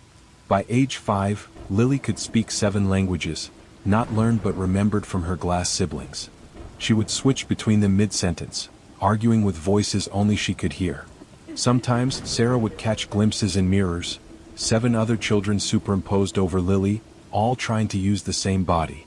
The mobile had reformed itself from its shattered pieces, now hanging in Lily's room no matter where they tried to move it. The 8th angel, the one that had been forming, now had Lily's face. The other 7 were becoming clearer too, taking on the features of the children Lily described. Tom researched desperately, finding references to similar cases throughout history. The heavenly children of medieval folklore, babies born carrying the souls of the unborn. The glass prophets of Renaissance Italy, children who spoke with the voices of angels that were really the trapped souls of miscarriages. Always connected to objects, mirrors, crystals, and most often mobiles that chimed with the voices of the never-were. He found Agnes Crowley's mother's journal in an antique shop, drawn to it by inexplicable instinct. The mobile is a trap and a promise. It catches the souls of the unborn, the almost were, the should-have beens. 7 at a time, it holds them, waiting for the 8th, a living child strong enough to be their anchor to reality. Through that child, they can finally live, sharing one body, one life, until they're strong enough to separate. Separate? That was the word that terrified Sarah most. She'd noticed Lily becoming less solid, especially in the morning light. Sometimes her daughter's hand would pass through objects before catching and becoming solid again. The 7 were pulling her into their realm while pulling themselves into hers. On Lily's 7th birthday, a number that seemed cosmically significant, everything changed. The party had 8 place settings at Lily's insistence. Sarah and Tom watched their daughter blow out candles on a cake, but in the smoke, 7 other children became visible for just a moment, all leaning in, all making wishes. That night, Lily came to their room, more translucent than ever. "Mommy, they want to trade places soon. They've been waiting so long and I'm getting tired. They say it's only fair, they'll each take a year of life while I rest in the glass. Then we'll switch again." "No," Sarah said firmly. "You're our daughter. You stay here. But I'm their sister too. We all came through together. We're all tangled up now, 8 souls in one body. If you don't let us take turns, we'll all fade away together." The mobile began playing its lullaby, and in its light, Sarah saw the truth. The 7 weren't parasites or demons. They were children, desperate for life, for love, for the chance to exist. The mobile had promised them that chance, collecting them over centuries, waiting for the right child to be their doorway. But the process was killing Lily. Her small body couldn't contain 8 souls indefinitely. Either the 7 had to be released or they all had to merge completely, becoming something new. Not 8 children but one child with 8 lives worth of memories and experiences. Tom found the solution in the most unlikely place, Agnes Crowley's late husband's belongings. He'd been a theologian who'd studied the mobile's origins. It wasn't cursed, it was broken. Originally, it had been created by a medieval mystic to save the souls of unborn children, giving them new bodies through a form of sacred multiplication. One child could become 8, each complete and separate. But the ritual had been interrupted, the mobile damaged, leaving it able to collect souls but not properly distribute them. The 7 couldn't become real without consuming Lily, and Lily couldn't survive carrying all 7, unless they repaired the mobile. The instructions were complex, requiring materials that shouldn't exist. Glass blown from sand collected from 7 different holy sites, silver wire blessed by 7 different faiths, and most impossibly, the freely given breath of the living child who served as anchor. Lily agreed immediately. I want my siblings to be real. I love them. They're part of me. It took 6 months to gather everything. The glassblower they hired reported strange visions while working. 7 children guiding his hands, showing him shapes that couldn't be blown by normal means. The silver wire sang as it was wound, each strand carrying the prayers of different traditions. And when Lily breathed into the reformed mobile, it glowed with light that seemed to come from within atoms themselves. On the winter solstice, they performed the ritual Agnes Crowley had never been able to complete. The mobile spun, its light expanding until the entire room was filled with rainbow brilliance. Lily stood in the center, solid for the first time in years, as 7 forms began to separate from her like light through a prism. But they weren't taking her life, they were sharing it. Each child emerged with a portion of Lily's essence, but also their own unique souls. They were siblings in the truest sense, 8 aspects of one miracle, each complete but connected. The 7 materialized fully, not stolen bodies but created ones, formed from light and love and centuries of patience. They had Lily's eyes but their own faces, her smile but their own laughs. They remembered their previous almost lives but were free to live new ones. The adoption process was complicated. How do you explain 7 children appearing from nowhere? But documents appeared as if by magic. Birth certificates, medical records, histories that hadn't existed before but were suddenly real. Reality adjusted to accommodate the miracle, as if the children had always existed but had been temporarily misplaced. The mobile still hangs in their house, but it's different now. Instead of 7 glass angels and an 8th forming, it shows 8 complete children, playing and laughing in frozen glass moments. It doesn't sing its haunting lullaby anymore. Instead, it chimes with the sound of children's laughter. But Sarah knows the truth. There are other broken mobiles out there, other collected souls waiting for their chance at life. The 7, now given names, identities, futures, remember their centuries in the glass. They speak of others like them, trapped in mirrors, crystals, snow globes, waiting for someone to complete the broken rituals that would give them form. Lily, no longer translucent, no longer carrying 7 souls, has a mission now. She can see them, the unborn, the almost worth, the children caught between. She's learning the old rituals, the proper ways, the methods to give them what the broken mobile gave her siblings. A chance. Because the mobile taught them all something profound. Life is not a limited resource to be hoarded but an infinite miracle to be shared. Every child born can be a doorway for those who never got the chance, if only we're brave enough to let them through. The 8 children grow together, a strange family bound by impossible origins. They're remarkably gifted, as if their centuries of waiting had been spent learning. They remember everything, the time before birth, the waiting in glass, the moment of breaking through into reality. Sometimes, late at night, other glass angels appear on the mobile, new souls drawn by the success of the 7. Sarah and Tom know what this means. Their family might grow again, might help other trapped souls find their way to life. The mobile spins gently, no longer a prison but a promise. In its rainbow light, infinite possibilities dance. All the children who never were, all the lives still waiting to begin, all the miracles that happen when love overcomes the boundaries between possible and impossible. And in a nursery in Massachusetts, 8 children sleep peacefully, proof that sometimes, the greatest magic is simply giving someone the chance to exist. 15. The wooden mask. The mask at the night market in Bangkok should have been impossible to find. Oliver Chin, a cultural anthropologist studying Southeast Asian ritual objects, had been searching for it for 7 years. The Muka Kayu, the face of wood, mentioned in forbidden texts as old as Angkor Wat. Yet here it was, hanging casually between tourist trinkets and fake jade. The seller, an ancient woman whose eyes were milky with cataracts, grabbed his wrist when he reached for it. "You know what this is?" she asked in perfect English, though he'd been speaking Thai. "Yes." "No, you don't. You know stories. Stories are shadows of shadows. This is the thing itself." She studied him with those blind eyes that somehow saw everything. "The mask has had 99 wearers. Each thought they were using it. Each became it. You would be 100. How much?" She laughed, a sound like wind through hollow bamboo. "It's not for sale. It's for taking. But once taken, it can never be returned. The wood remembers every face. Every wearer lives forever in its grain." Oliver paid her anyway, all the cash he had, about 3,000 baht.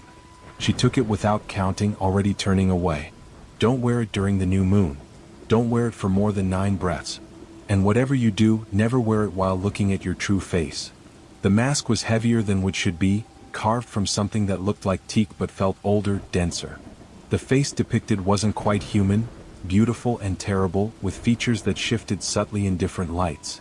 Inside were inscriptions in Sanskrit, Khmer, and something pre-linguistic, all warning variations of the same message: the face you wear becomes the face you are. Oliver brought it back to his hotel, ignoring every warning bell his training had taught him. He'd spent his career studying transformation masks, objects that supposedly allowed shamans to become spirits, animals, or gods. All had been clever theatrics or hallucination-inducing drugs. This would be no different. At midnight, alone in his room, he put it on. The transformation was immediate and absolute. His vision changed. Colors had new spectrums, shadows revealed hidden dimensions. His reflection showed not Oliver but the mask's face made flesh. And he could feel them, the 99 previous wearers, their memories layered like sediment in his mind. A Khmer priest using the mask to speak with forest spirits. A Thai king wearing it to become the perfect judge, seeing through all lies. A Chinese merchant who wore it to become anyone he needed to be to close a deal. Each had gained power, but each had lost something fundamental. Their original face, their core identity, dissolved into the mask's growing collection. Oliver removed it after exactly 9 breaths, gasping. His face was his own again, but wrong. His features had shifted minutely, eyes a fraction wider, nose slightly different angle. The mask had taken something and left something behind. He researched obsessively. The mask appeared throughout Southeast Asian history, always at crucial moments. The fall of Ayutthaya. A general wore it to become the perfect strategist but couldn't remove it when the battle was won. The Cambodian genocide. A survivor reported seeing Pol Pot's face change, become something inhuman, after visiting a secret temple. The mask wasn't just a transformation tool. It was a repository of faces, of identities, collecting human variations like a museum of possibility. And it was learning, evolving, becoming better at its purpose. To find the perfect face, the ultimate human form that could contain all others. Oliver wore it again 3 nights later, for 15 breaths this time.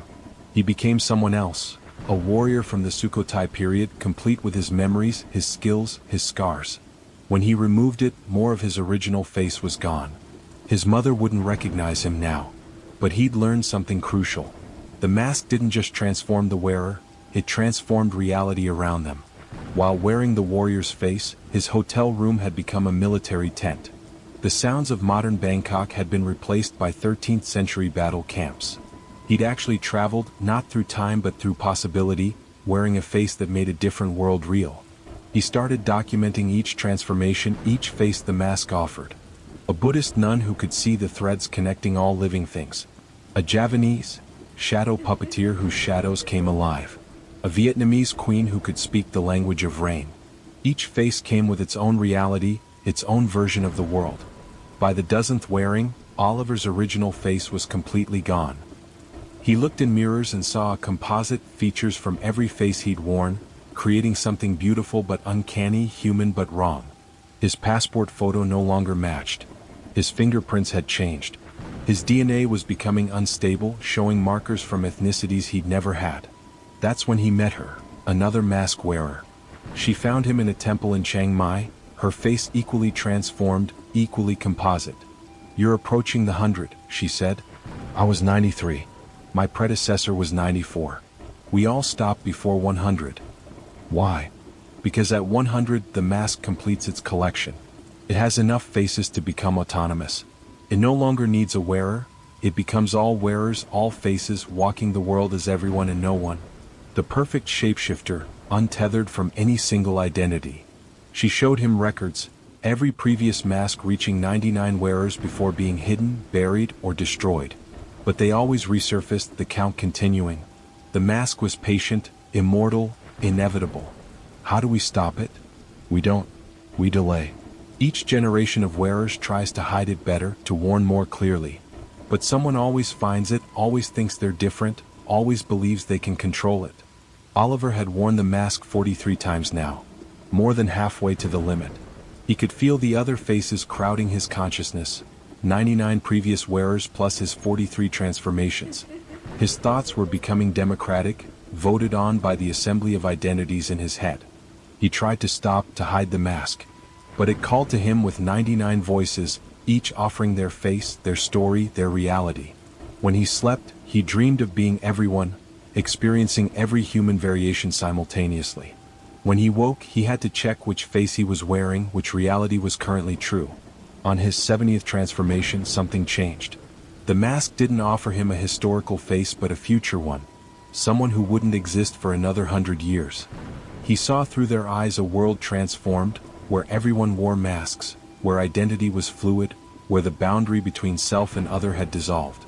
And leading them all was a figure with no fixed face, constantly shifting, wearing all masks and none. The mask itself, finally free, having collected enough humanity to become human. Oliver understood then. The mask wasn't evil or good. It was evolution. Humanity's next step, post-individual, post-identity, a collective consciousness wearing faces like clothes, sharing experiences across bodies. The 100 wearers were just the seed, the minimum viable collection to birth this new form of existence. He had a choice.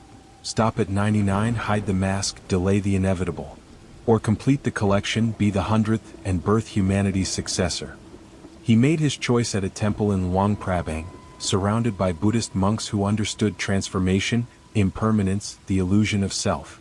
As he raised the mask for the 100th time, they chanted not protests but prayers, not to stop him but to guide the transformation. The moment the mask touched his face, everything changed. He became everyone, all 99 wearers, all their transformations, all their realities simultaneously. His body dissolved and reformed, cycling through every face, every possibility. But then something unexpected happened. The monks' chanting grew louder, and Oliver heard the truth in their words. The mask had been created not to evolve humanity but to preserve it.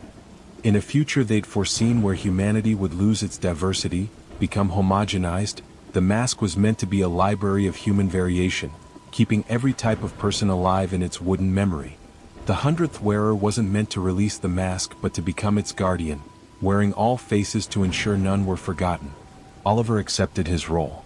His body became fluid, his face constantly shifting, but his mind remained his own, the librarian of humanity's faces. He walks the world now, never the same person twice, preserving human diversity in his transformations. The mask itself? It split into 100 pieces, each carrying one face, scattered across the world. They appear in markets, museums, private collections, waiting to be worn, to share their single face with someone who needs to become someone else, if only for 9 breaths. But Oliver knows the truth. When all 100 pieces are worn simultaneously, when 100 people across the world put on their masks at the same moment, the transformation will complete.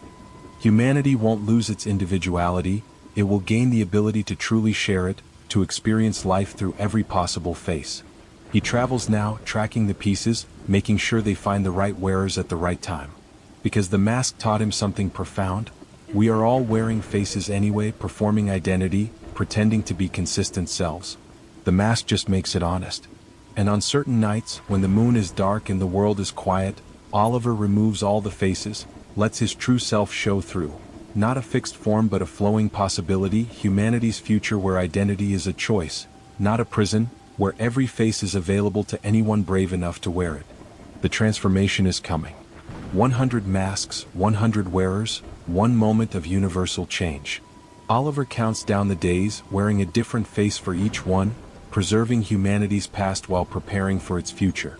Because the wooden mask knows what we're only beginning to understand. The face we're born with is just the first draft. The real story of who we are is written in the faces we choose to wear.